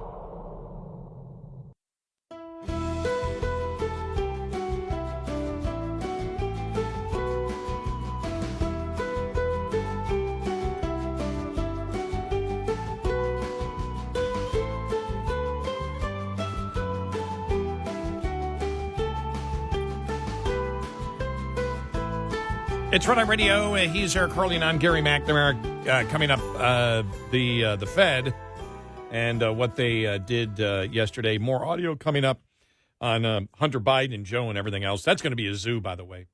Yeah. But Yeah, the only thing is, as we've stated, I think it's so important to state this, the Democrats don't have any arguments. They've been backed into a corner. They've got nowhere to go. Nope. And, you know, that's I think with the media, there's going to have to be, maybe not. What do I know? But you would think there would be some kind of reckoning going, okay, the American public aren't buying this anymore. And again, you know, asking the question about the Axios article that we brought and why it matters yesterday and who you're trying to sell this to, especially if you're Axios, you're far left. Who in the world are you trying to sell this? You guys aren't buying this. You guys on the far left aren't buying any of this crap. So who are you trying to sell it to? The White House yesterday. The Republicans need to stop worrying about the impeachment inquiry and Joe Biden, and they need to be concerned about the things that are important, like the border. Yeah. Like, what? The White House is attempting to sell that? Exactly. Right. Are you kidding me? Right, yeah.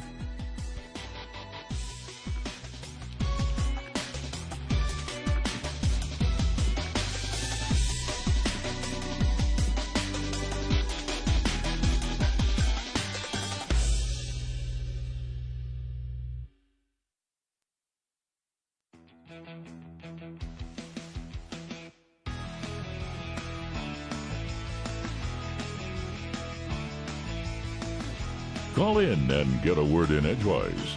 Eric Harley and Gary McNamara on Red Eye Radio. And he's Eric Harley, and I'm Gary McNamara.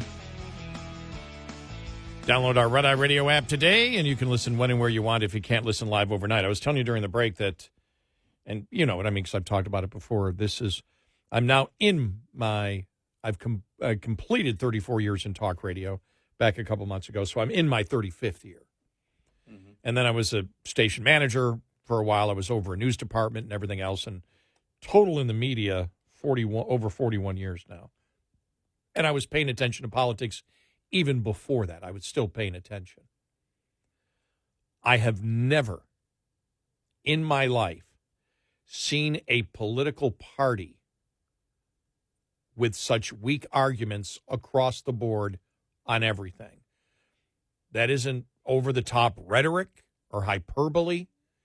It's my observation. I've never seen a political party where the Republican Party is right now with so many strong arguments and the Democrats with none. Now, that probably relates to why Biden's numbers are record lows. I mean, probably there's a correlation between one and the other. Right.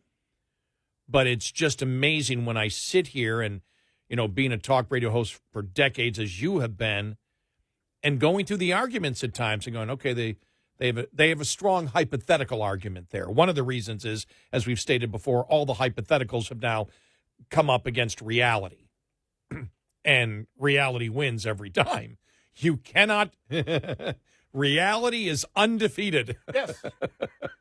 So you can say all world champion. You can say all the hypotheticals you want, right? But reality is undefeated. Yeah. And right now, on the vast majority of the issues, Republicans have said, "Well, here's reality. It's hit, and what you're promoting doesn't work." But it's still amazing to be here every single day, as we did here the first part of the show, and just looked at the arguments from Democrats on Joe Biden and everything going on, and saying, when you break it down, it's like they don't have anything. Right. Nothing. Yeah. Yeah, that's, you know, the amazing thing here is the fact that the fact that it hasn't been called out even by most on the left. I guess when you're going along with things and it's like, oh no, this is what they do. I'm talking about the rank and file. Because the polls show they know what happened. They know it. Now, can they prove a crime? Well, so far, the GOP hasn't proven a crime. We're getting closer and closer, possibly, to something like that. Certainly a ethical line has been crossed. Oh, yeah. And you can clearly look at that. If you're looking, you can see it. But I think there is that point, and I think one indication is the fact that they're clearly desperate now. They're scrambling at all levels, the media surrogates and the official surrogates for the Biden White House. They're scrambling. You can't move I think you said it earlier, you can't move the goalpost anymore. The goalpost is even gone. It's not even in the picture anymore. We're essentially they are up against a wall. And I do believe and I said it earlier, I do believe that's the positive about the GOP in the House getting the vote done, the way they got it done, when they got it done. Because they're going on Christmas break. And they won't be back until January 3rd. So the questions now, obviously the liberal media is going to have plenty of questions for the GOP. But there's a ton of questions for the White House. And it's just going to steep there until January 3rd. And when you're in that position, and I've been saying all along, Biden doesn't know, other Democrats don't know, they really don't know what the GOP might divulge going forward. They only know what's been presented to this point, and they don't know what they might be able to demonstrate. And you have to believe, I would think, if you're inside the Beltway, whether you hold office or you're a surrogate for the White House or you're in the liberal media, you just, in your mind, you're thinking, well, they're going to hold their big cards until after January 3rd. The GOP's really going to start laying whatever they have down, which means it's going to get worse for Biden, not better. So these things that, as they're steeping between now and January 3rd, then probably have everybody scrambling. And that's why you hear the desperation in these really weak attempts at defending Joe Biden, Hunter Biden, and the Biden family business. We all know what business they're in. Peddling influence. That's what business they are in. That's the answer to that question. Otherwise, again, if you just want to look away, not deal with it, you want to close the door, draw the shades, turn off the TV, great. You can ignore reality only for so long. And right now, the reality is harsh, as you mentioned. Reality is undefeated. It's just not going to get any better for Joe Biden on this. And that's what the vote on Wednesday was about. If you think about it, now they've moved to the official level. This whole, we're not going to respond to this, and this is not even an official impeachment inquiry. It is now. It'll be interesting to see if they reissue the subpoena under the impeachment inquiry and give him a couple of days and probably do that if they take off. They're not going to do it now because they're not going to stay. Right. And they're out for 4 weeks. Yeah. And so they'll probably do it in January again because I do think we've always stated that and again, it's a gut feeling, is that the Republicans actually don't want to go through the impeachment process with Biden. What they want to do is weaken him politically, and they do that by stretching this out as long as possible and gaining more evidence and more witnesses. And that is what they believe will probably hurt Joe Biden. So he cannot win in 2024. That's the real victory. Impeaching Biden and then him not being kicked out of office by the Senate gets you nowhere. Right. Damaging him each and every day. So if, this, by doing what they did, by putting out the subpoena now, they may sit there and go, okay, just to make it official, we're doing it again, and they may say, you may hear it today or tomorrow, we want him to appear, whenever they come back, January 15th. Right. Or January 16th, Mm-hmm. and then they can keep that discussion going, for the next month, and then the press, okay, he's got another month. What will he do at that point? Because if you want to go and get the Department of Justice, even though the subpoena from Congress is technically enough, you want all the clout behind you. Right. When you go to the Department of Justice and say, that's the Biden Department of Justice, and say, we want a contempt of Congress on Hunter Biden. Right. If you go through the process twice and officially, and he does it twice, it makes it with the public that much stronger that the public will say, all right, there must be even more corruption because they have crossed their T's and dotted their lowercase J's. Mm-hmm. And so you get to that point. Another point that I wanted to bring up, I don't want to forget about this because it's interesting. The White House is now negotiating on the border. Remember a couple of days ago, it was absolutely not. Right. We get the Ukraine money and these radical Republicans wanting to do things. It's only the border. But when you see, and you see it all over social media, I mean, Bill Maluzhin from Fox LA out there, he's just, and what you see on YouTube, and it looks like pure insanity at the border. What happened in Arizona changed the focus because it wasn't Texas. All of a sudden, Arizona was starting to pay attention on it. It was the focus, and it came back again. And the Democrats were out there saying, nope. Ukraine, we can't believe that you won't fund Ukraine, that you're doing this silly politics on the border. And you and I are looking at this going, you can't win this. Well, think about it. The point was made. They want to give money to another country so they can defend their border, but we won't defend ours. Right. And, as we've said, there's so many ways to look at an argument. The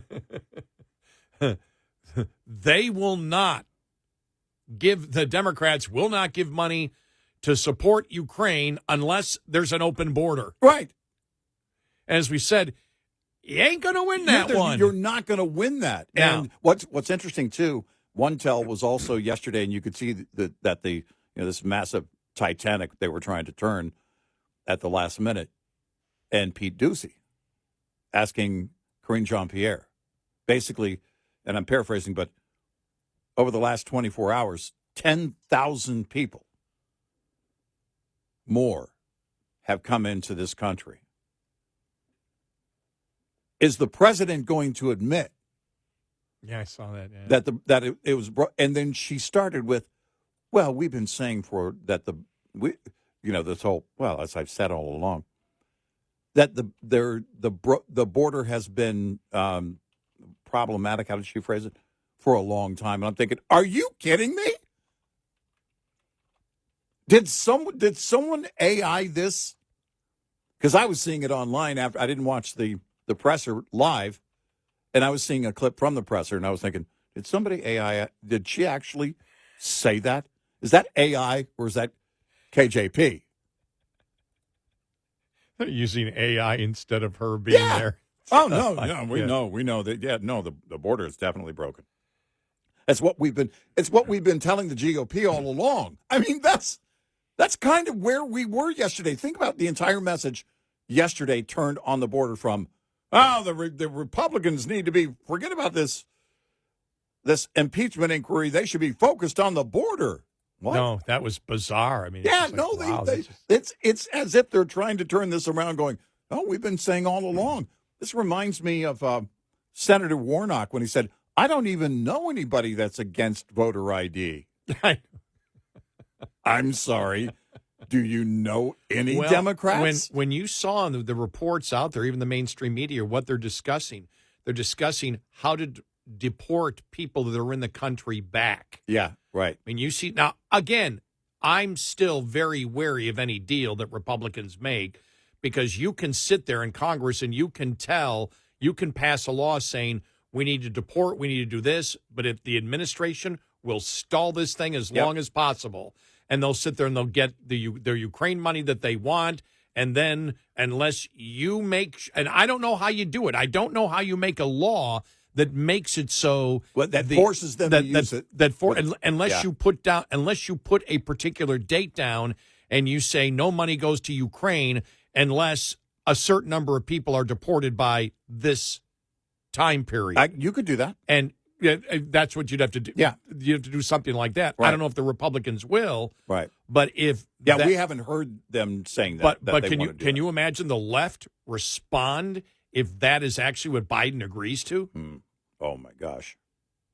But they realize they can't win this any longer. That's what you saw. And that's, again, as we've stated all along, this is where the hypothetical, that our border plan will work better, because that's what Biden was saying when he got in office, and this is what it's created, absolute chaos. But they were telling you his plan. This is the interesting thing.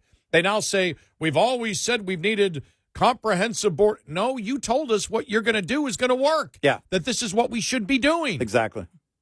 You didn't sit there and say when he signed that rescinded the executive orders and the stay in Mexico policy, right, or stay in your home country policy, right. You didn't say this is going to cause chaos. You said this is the right and just thing to do. Everybody who wants to file for asylum should be able to file for asylum and inside the country. Right. You said it was the right thing, and now you're saying it's a complete disaster. Can't have it both ways. No, you can't. 866-90-RED-I. Get in touch with Red Eye Radio, toll free at 866-90-RED-I.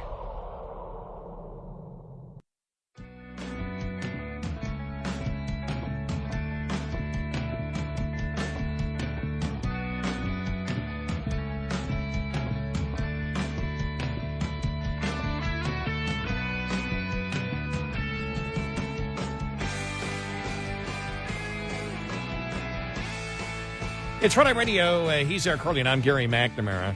Find some Christmas music. Yeah, we'll have to dig some Play up. some Christmas music, Bob. We'll definitely have to get some mixed in here. Yeah, wait a minute. It's this week and then next week. Yes.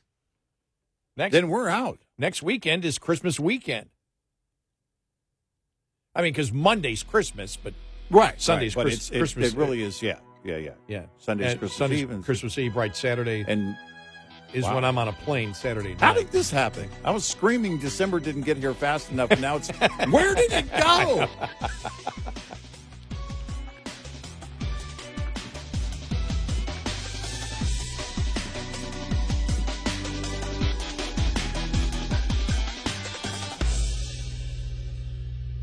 This is Red Eye Radio on Westwood One.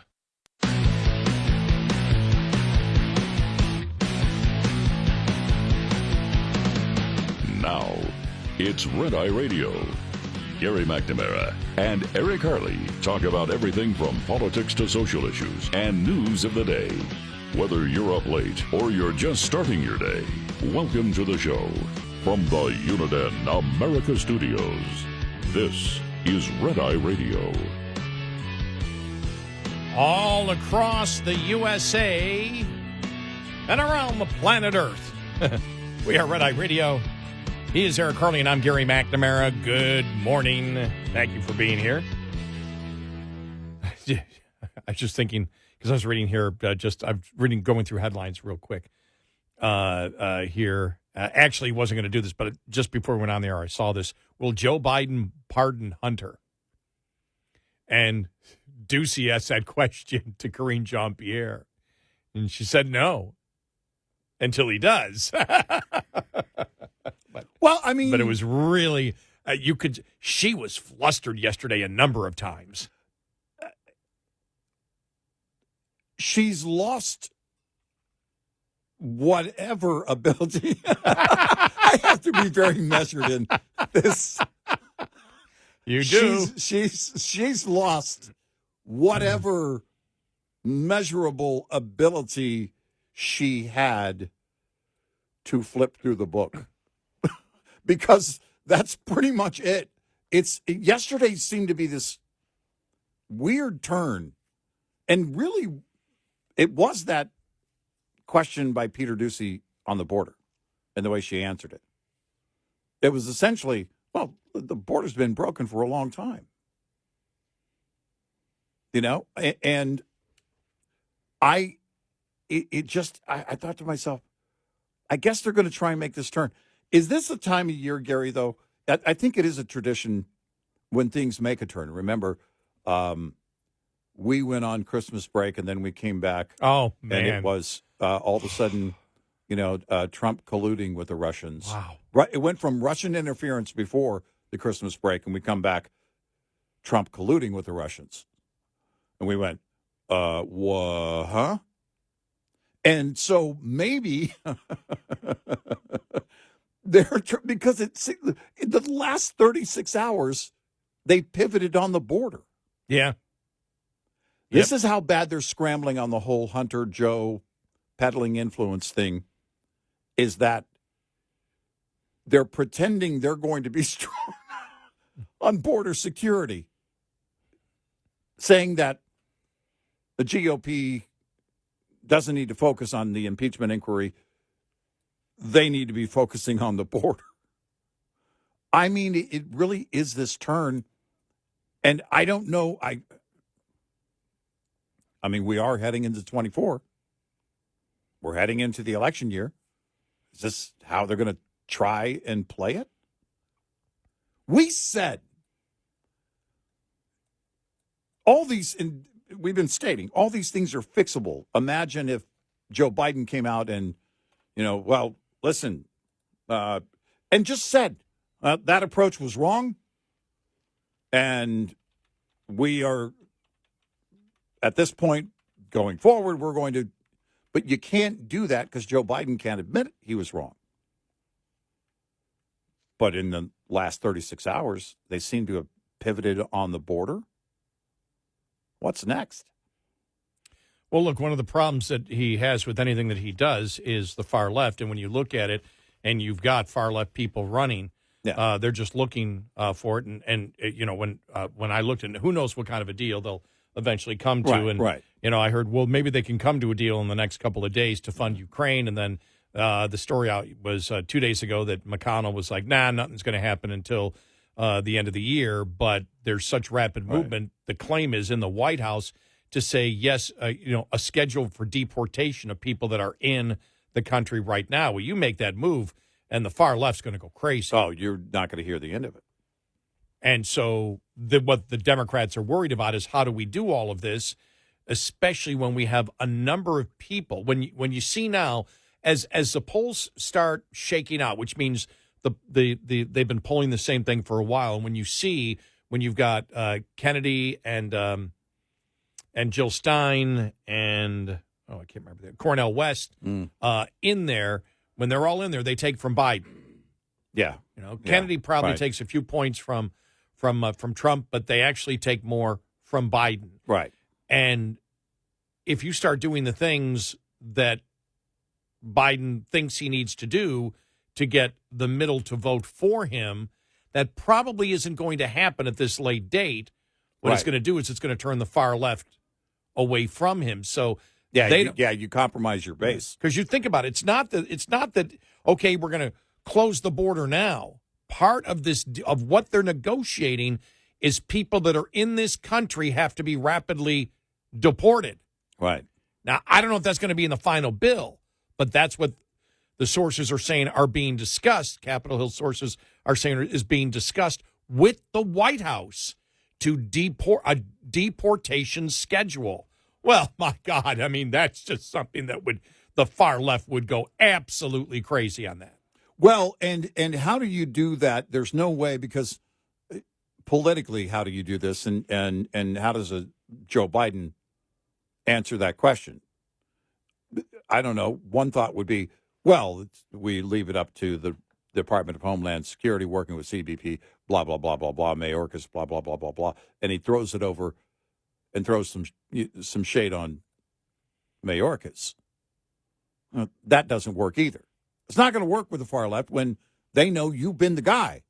Everyone's showing up at the border saying, Joe invited us. Here, we got Joe's Christmas card.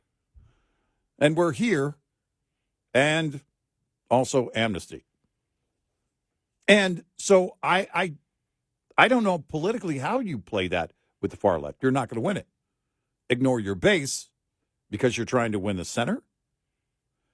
Do they look at the polls where they see Trump beating him in a general, Nikki Haley beating him in the general, and say, we got to do something about the Midwest and Upper Midwest?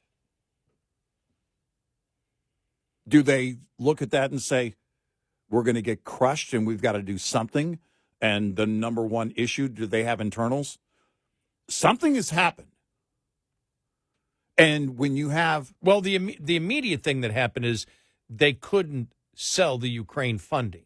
Oh, that was a horrible move. They couldn't, but when they were out there stating the Republicans in this radical move want to tie their radical positions on the border, to Ukraine funding, and the response was, excuse us, you're telling us you'll only fund Ukraine if we have open borders here. Right. That's your position. And that's your position. And you and I said this about 3 days ago. I looked at you on the air and said, are they going to go with that? Yeah. Is that what they're going with? And that's what I've stated. That's, we have been in sort of a sense of perverted awe, the fact that the arguments of the left are so poor. Right. At times, even if I disagree with them, they've had much stronger arguments. One of the reasons is, as we've stated before, all the hypothetical reasoning about, when you're talking hypotheticals, you can still make a strong argument, even if it's false. Yeah. When reality hits, you can't make that same hypothetical argument anymore. You're dealing with reality, and it just doesn't work. The public doesn't buy it. You cannot say now, for example, you could say it 6 months ago. Oh, electric cars, people are going to go crazy for it. 6 months ago, you could say that. Can't say that now. Right. Here's the exchange, and here it is. I don't have it. I don't have the audio. Maybe we can play it later, but I just want to be clear about what was said yesterday. Peter Ducey, with the question at the White House for KJP yesterday. Quote, in the last 24 hours, 10,000 illegal crossings at the southwest border. Would you admit that Biden border policy so far has not worked? KJP, quote, we have known for decades that the immigration system is broken. Who's we? Your boss, the guy you speak for, said if you were deported, we want you to come back. If Trump deported you, come back. They're scrambling because the thing with Ukraine, as you pointed out, are they going to try and sell this? No, we want an open border over any aid for Ukraine. It's not a good look. Well, look, we'd stated this a long time ago with Ukraine. The biggest problem is, and we believe that you've got to blunt what the Soviet Union. Oh, jeez. Take two. In my day. You want evidence that Gary is old? Listen to what he said in the podcast at 3:16 in the morning, Central Time. I'll show you Cold War, buddy. You have to blunt Putin wherever you have the opportunity. Yeah. The problem is you can't trust this administration on anything. Right. And you can't trust them on war policy. You can't trust them on strategy. And so that's the problem. And that's the problem they're always going to have, especially after Biden lied to the American people about what his generals told him in Afghanistan. Right. And the disaster that happened there, that you couldn't even do that. That should have been something that, the United States should have been able to handle without, without casualties, because if you would have done what the general said, you would have had the small force in there, you would have the air base, you would have, the over-the-horizon intelligence still available for you. It was what the generals told him, and he lied to the American public about that. Right. So there's no confidence. So when you sit there and you say, okay, what are we doing with Ukraine? Are we really giving Ukraine the material of what they need to win? No, because you can't do that. What we have to do is just give them what they need to keep the status quo going. Biden even said it at times. We can't give them that because Russia will get upset. Right. But what you're saying is you can't win the war. Right. And We're so just you're going to keep this going forever. And so you're getting back to the Vietnam syndrome. We just need to keep the money flowing and the war going, and maybe someday Russia will give up. And well, the American public, you and I said this at the very beginning, is going to tire on that very quickly. The American public, and this goes back over a year ago when we talked about this, when they looked and said, okay, what are we spending on, Ukraine? This is what we've spent. Should we spend the same or more next year or a lot less? And the American public said a lot less. The American public had no idea what we already had spent, by that time that was much greater than that figure was showing at that point. Right. And we said the public isn't going to – the public, say what you want, whether it's right or wrong, but there's two problems. The public is not for funding a war where there is no end, and the administration makes clear we're not out to really win the war. Right. We're out not to lose the war. Yeah. We don't like that. We don't like that in wars. We don't like that with the prevent defense in the NFL. Right. We don't want to move anything. Right. But we don't want to lose anything. And so that, and the other problem, and this is to me is actually the bigger problem. Yeah. Is the fact that you can't trust the administration at all on anything to do with our national security or explaining to the American people with any confidence or credibility why we need to be over there. That's the problem that you basically have. And Zelensky, when he was here, I would say, look, on his part, I know why he came here. I know what that was about. He's trying to appeal to lawmakers. Look, hey, we need money. But the appearance with Biden was bad. And then it seemed that the liberal surrogates were out in force and saying, and I saw a number of people saying, well, we just need to, basically, it needs to come down to this. We need to be resigned to the fact or the idea that Ukraine needs to concede, will end up long-term, was going to concede some territory anyway. And Zelensky was like, whoa. No, because he was asked about it by the media. It's like, no, we're talking about people's lives here. We're not conceding anything, but it's almost like they were trying to change the narrative and kind of push it in that direction. I don't know if that was by design, coincidence, or just the echo chamber of social media that got that reporter to ask it. But you're not going to get public support for a long-term non-effort. No, you never were. It wasn't going to happen. Right. As you mentioned, we said this well over a year ago. Well, look, remember with, we can't fight these wars forever in Afghanistan, which was absolutely in our national interest. That was our enemy. What the United States did by leaving Afghanistan was 100% wrong. Yep. You and I agree on this. Yep. 100% wrong. Yep. And the argument was, well, we need to end the war now. You're not ending the war. That's a false argument. Right. And that was without question in our national security because that is where 9/11 was born. And we know now it's become a terrorist haven again. Yep. But you go on top of that, the president lied about what the generals were saying. Right. The generals, the generals never got a chance. The government never got a chance to explain to the American people why we need to be in it. Biden just said, we need to get out, we can't win. But that wasn't about, that wasn't about winning a war. That was about helping. That was about, by the presence that we have here, having very few casualties, right, but having a base, because we talk about containing the enemy and having a base in an area of the world. We got bases all over the place that aren't national security risks. Take the money there, put it over here Right. where we actually need a base to confront terrorism that we know has a history of attacking the United States multiple times. And tremendous intel leverage. Yeah. By being there. Yeah. And so... And all that's gone. But pulling that out, so, of course, Ukraine, you can't sit there. Biden can't say Afghanistan wasn't necessary at all, and Ukraine is absolutely necessary. Right. You've lost all credibility by saying that. Right. Even if the goal is to blunt Russia, which I believe we have to do, nobody trusts this administration to be able to fight a war or even tell the American public the truth or even finance the war correctly in order to win it. Right. 866-90 Red Eye. Brought to you by Hotshot Secret. Hi, I'm Jen Loomis, a transport safety expert at JJ Keller, and I'm here to share a tip on roadside inspections. Once a roadside inspection is completed, the officer will close it out, which involves the officer writing or typing up the report.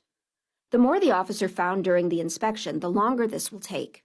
If violations were discovered, most officers, as a courtesy, will explain the violations to the driver. If there were any out-of-service violations, the officer will normally explain what must be done to get the out-of-service order lifted. Drivers need to be very attentive during this part of the inspection. The driver also needs to read and understand the complete inspection report. After receiving the inspection report, the driver has 24 hours to get the roadside inspection report to the motor carrier. If the driver will not be returning to a company facility within the next 24 hours, the driver needs to know to get it on the way to you via email, mail, or fax within 24 hours. This tip was brought to you by JJ Keller and Associates. Visit us at jjkeller.com. We'll be right back with more Red Eye Radio with Eric Harley and Gary McNamara.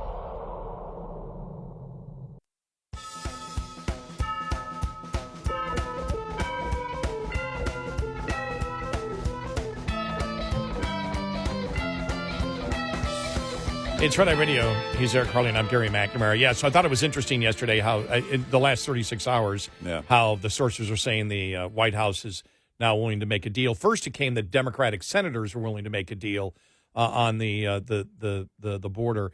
And look, the Karine Jean-Pierre still talking about yesterday the same blah, blah, blah, blah, blah. Yeah. The president from day one addressed, the immigration issue.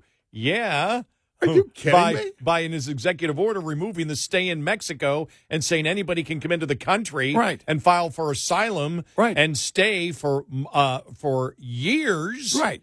In some cases, years before they have to do it. That's not solving the problem.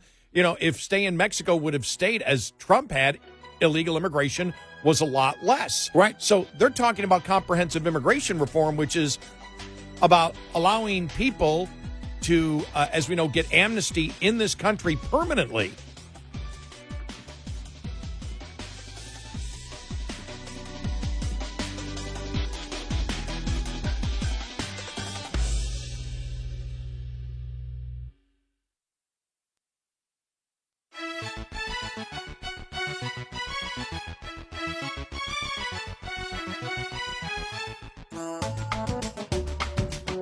You're listening to Red Eye Radio from the Uniden America Studios.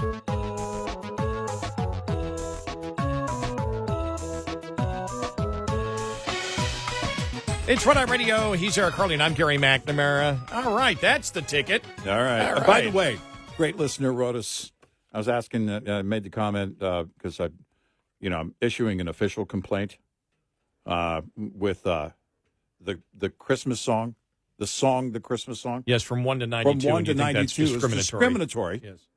Your father is still a genius at 97, and we should not exclude him, nor should we exclude newborns.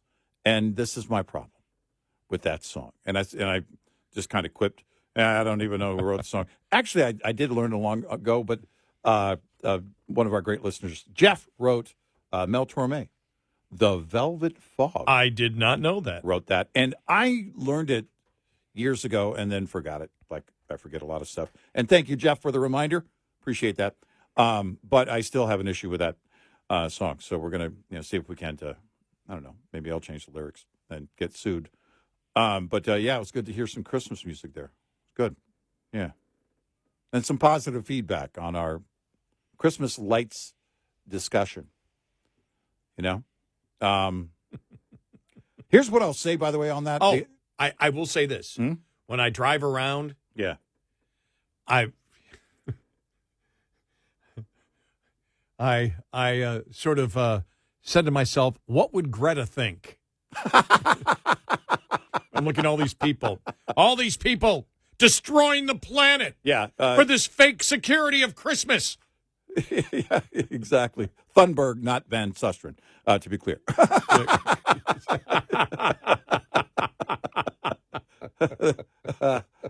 only two Gretas that I can recall actually ever in existence. But well, isn't it interesting how when you say Greta, most people know? If you said Thunberg. Greta, if you said it 10 years ago, everybody would think it was Van Susteren, because you're still thinking of the O.J. Simpson trial. Right. Yeah, exactly. But when you say Greta now, everybody just knows it's Greta Thunberg. And speaking of which, now when people say OJ, I think orange juice again. So it's kind of come full circle.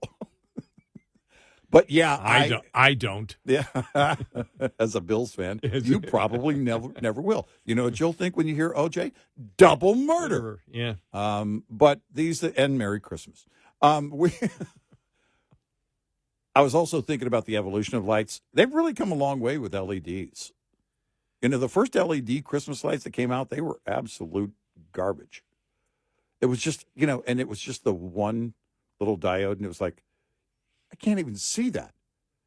I'm standing right in front of it. I can't see it. But they've really come a long way with LEDs. My spotlights for my house are all LEDs. Yeah. And when I got them, like if you use them 10 hours a day, 30 years lifespan. Right. Yeah. Now, they were expensive, but it's like, okay, I don't need to deal with it for a long time. Yeah, and they're advancing on those little solar panels that charge them, too. I've got the one. No, I mean LED lights built into my house, running off of. Okay, all right. Rather the advanced spotlights running off of. Electricity. 110, yeah. Okay, all right. Well, they're all running off electricity. Yeah. Well, solar power. I know what you meant. I know what you meant. Direct electricity. I'm razzing you. And so the panels, real electricity. The kind of electricity we had, not this new liberal electricity. Right, conservative. I don't need none of that liberal power in my house. Wind power. No, I'll have a fan and I'll plug it into a 110, maybe a 220. Don't test me. But I don't even know where I was going. I know we're losing. But I know. I think we really are. It might have been the Christmas party last night. I don't even remember. But the big solar. Now I have a big main solar power for my garden lights. The main solar panel, rather, for my garden lights, and pretty powerful. They stay on all night. Pretty impressed during the winter. I've got those. What do you call it? The flame ones. Oh yeah. And even the flame now, bulbs. Yeah, the flame. The fake flame bulbs, and I have them in my backyard, not in my front yard, because they look good around the pool. Yeah. And I used to, when I used to have those solar lights. I would take them down in the winter. Yeah. They stay lit almost all night. I'll come home at 5 a.m. They're still going. I'm like, oh, okay, they're making improvements on it. Yeah. Yeah, I tried one of those, but my neighbor would just stand there really close to it, oddly. And then I realized he had been drinking and was trying to light a cigar on it. So, all right, now I've got to do this story because this is mind-boggling. Yeah, because apparently, I want to make sure I get the story right here. Okay, all right. Because this one was like, and this is the Democratic Boston mayor who has come under fire after she sent out invitations for a holiday party intended for minority city councilors only. Wow. Michelle Wu, the city's first Asian-American mayor, recently had her aide send out a mail for the event. Honorable members, on behalf of Mayor Wu, I cordially invite you and a guest to be to the Electeds of Color holiday party, the email said, according to the Boston Herald. The city leader quickly drew criticism after it became apparent the email was sent to all city councilors, 7 of whom are white. The invitation was meant only for the city's 6 councilors of color. Okay.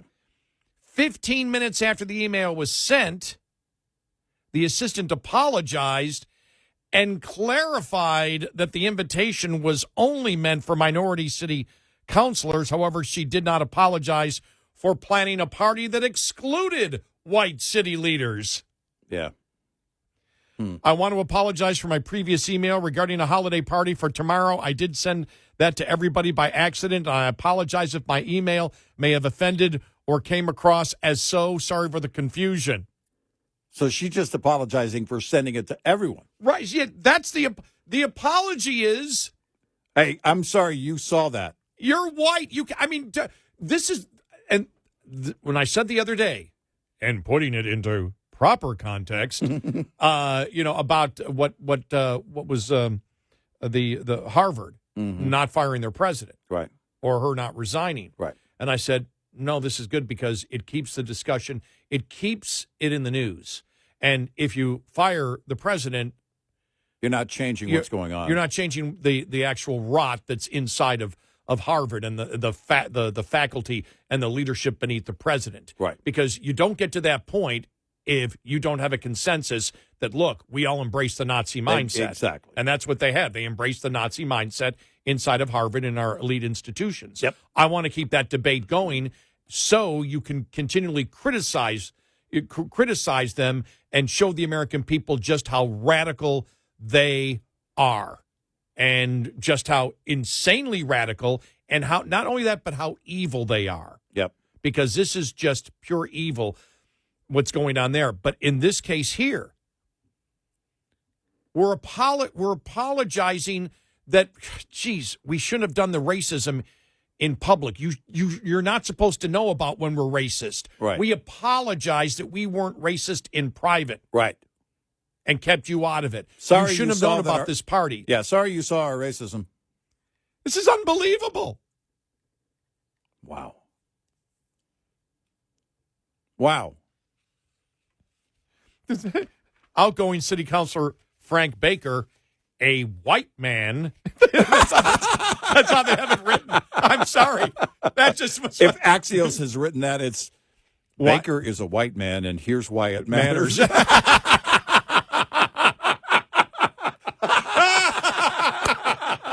For people that don't know, if you're just listening, Axios has this, for some reason, weird policy of any story they write. After you get through the first paragraph, it's like, why it matters. Why it matters. As if you're too stupid to understand it. They just Exactly. can't do a story. Yeah. And you go, okay, I can figure out why this matters. Why this matters. Hey, you dolt, here's what it means. Outgoing city councilor Frank Baker, a white man, called the mayor's exclusion of certain members unfortunate and divisive. Wow. Yeah. Citing recent tensions on the city council, Baker did not speculate about the reasoning behind the mayor's decision to host the party, but he did not think it was a good move. No blank, Sherlock. Yeah. I find it unfortunate that with the temperature the way that it is, we would further have division. They want division. Yeah, they do. Don't you understand? They do. That's what They do. Identity politics is all about division. Yep. And this is why Republicans, and we've said this, Republicans need to get to the basis of this as we have. Everything that you see with this anti-Semitism would not exist if the Democratic Party early on had rejected all identity politics. Right. When the modern identity politics started back in the late 80s, early 90s, going after black conservatives, Democrats would have come out and said, no, they're wrong on the issue. Right. We're not going to hit them. People can think the way they want. Don't sit there and make this stupid thing that they're not black because they differ from the liberal black leadership. Prove that they're wrong based on the fact that their argument is wrong and they don't have the facts behind them and they don't know what the hell they're talking about. Right. We will, as Democrats, never use skin color or any physical characteristic to judge somebody as to they should be acting this way because of a particular color. Right. We can still prove they're wrong. They didn't. They all got aboard the identity politics, which is judging people by groups and not individuals. And if they had fought this early on, you would not see that this is now, they just took it one step further. Right. Because we don't believe all Democrats believe in identity politics, but they've supported it by supporting this party for the last 30 years. It's not one candidate. No, no. It's not like people say, well, people accept Trump. No. This has gone on for, almost 4 decades now, the identity politics, and it started by attacking conservative blacks first. Isn't that ironic? Right. The racism of the Democratic Party and the identity politics started at blacks who said, don't judge me by my skin color. I can think for myself. Yeah, I'm autonomous. I can think for myself. And don't tell me that, and don't tell anybody else. You shouldn't be saying that because I differ from you politically and I think different and I have a different opinion than you, right? That somebody else is doing my thinking for me, or something is wrong with me. Yeah, because just change it, Eric. Yeah. You have the wrong opinion. White people aren't supposed to think that way. Exactly. But we've seen it in the identity politics, which is they took it in the bizarre way with critical race theory and said all whites basically think the same. They're all racist because of culture. It's almost like it's in their DNA. So society must be set up assuming that all whites are racist. Right. This is the filth that the Democratic Party has made mainstream, and it all started with the filth of identity politics, which when you sit there and you say, well, identity politics is a very, very nice PC way to say you're a bunch of damn racists. Right. Yep. And that's what they are. Yep. Now, there's a degree of racism. The degree of racism is nobody was calling for the elimination of those conservative blacks or the genocide of conservative blacks. They've simply taken the identity politics, placed it on Jews, right, and then stated that genocide is okay. Yep. Or implied genocide is okay. When you say we are Hamas, that's what you mean. You support the mission of Hamas when you do that, which is the genocide of the Jewish people. And this is the thing, Republicans, we said this for the longest time, Republicans and or conservatives were called, we would have an opinion, somebody call up and go, well, you guys are racist. Well, how do you say that? It's completely the opposite of racism, how we think. Right. And then we came to realize that people tend to think that everybody thinks like you do, and they don't. And so we finally figured out that the left, they are the ones that judge by skin color. They're the ones that judge by groups. They're the racists, so they assume you're one. Right. Because what's the other explanation behind it? Right. I remember when we first opened that up and said, whoa, this is why. They think everybody thinks this way. Yeah, because they do. Yep. 866-90-RED-EYE. Coming up, more with Gary McNamara and Eric Harley. It's Red Eye Radio.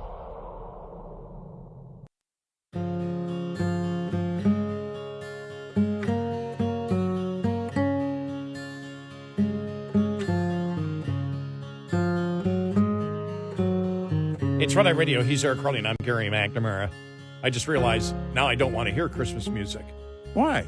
Well, I do. Because when I get all ramped up, it doesn't fit. I know.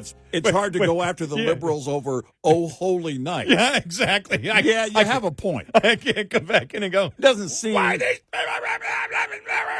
seem very all mankindish. Right, and Oh Holy Night's playing in the background. I just went, oh, and I just came off a little bit of a rant there. But, sorry, racism ticks me off. Well, we could say, look, peace and love to all. Unless you're a liberal, then we don't know.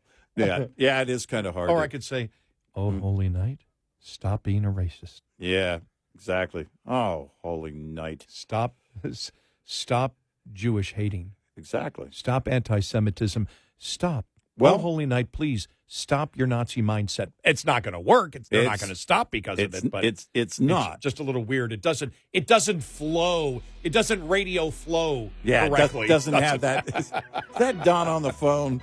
Can we please get some up-tempo Christmas music when we're starting to get charged up against liberals?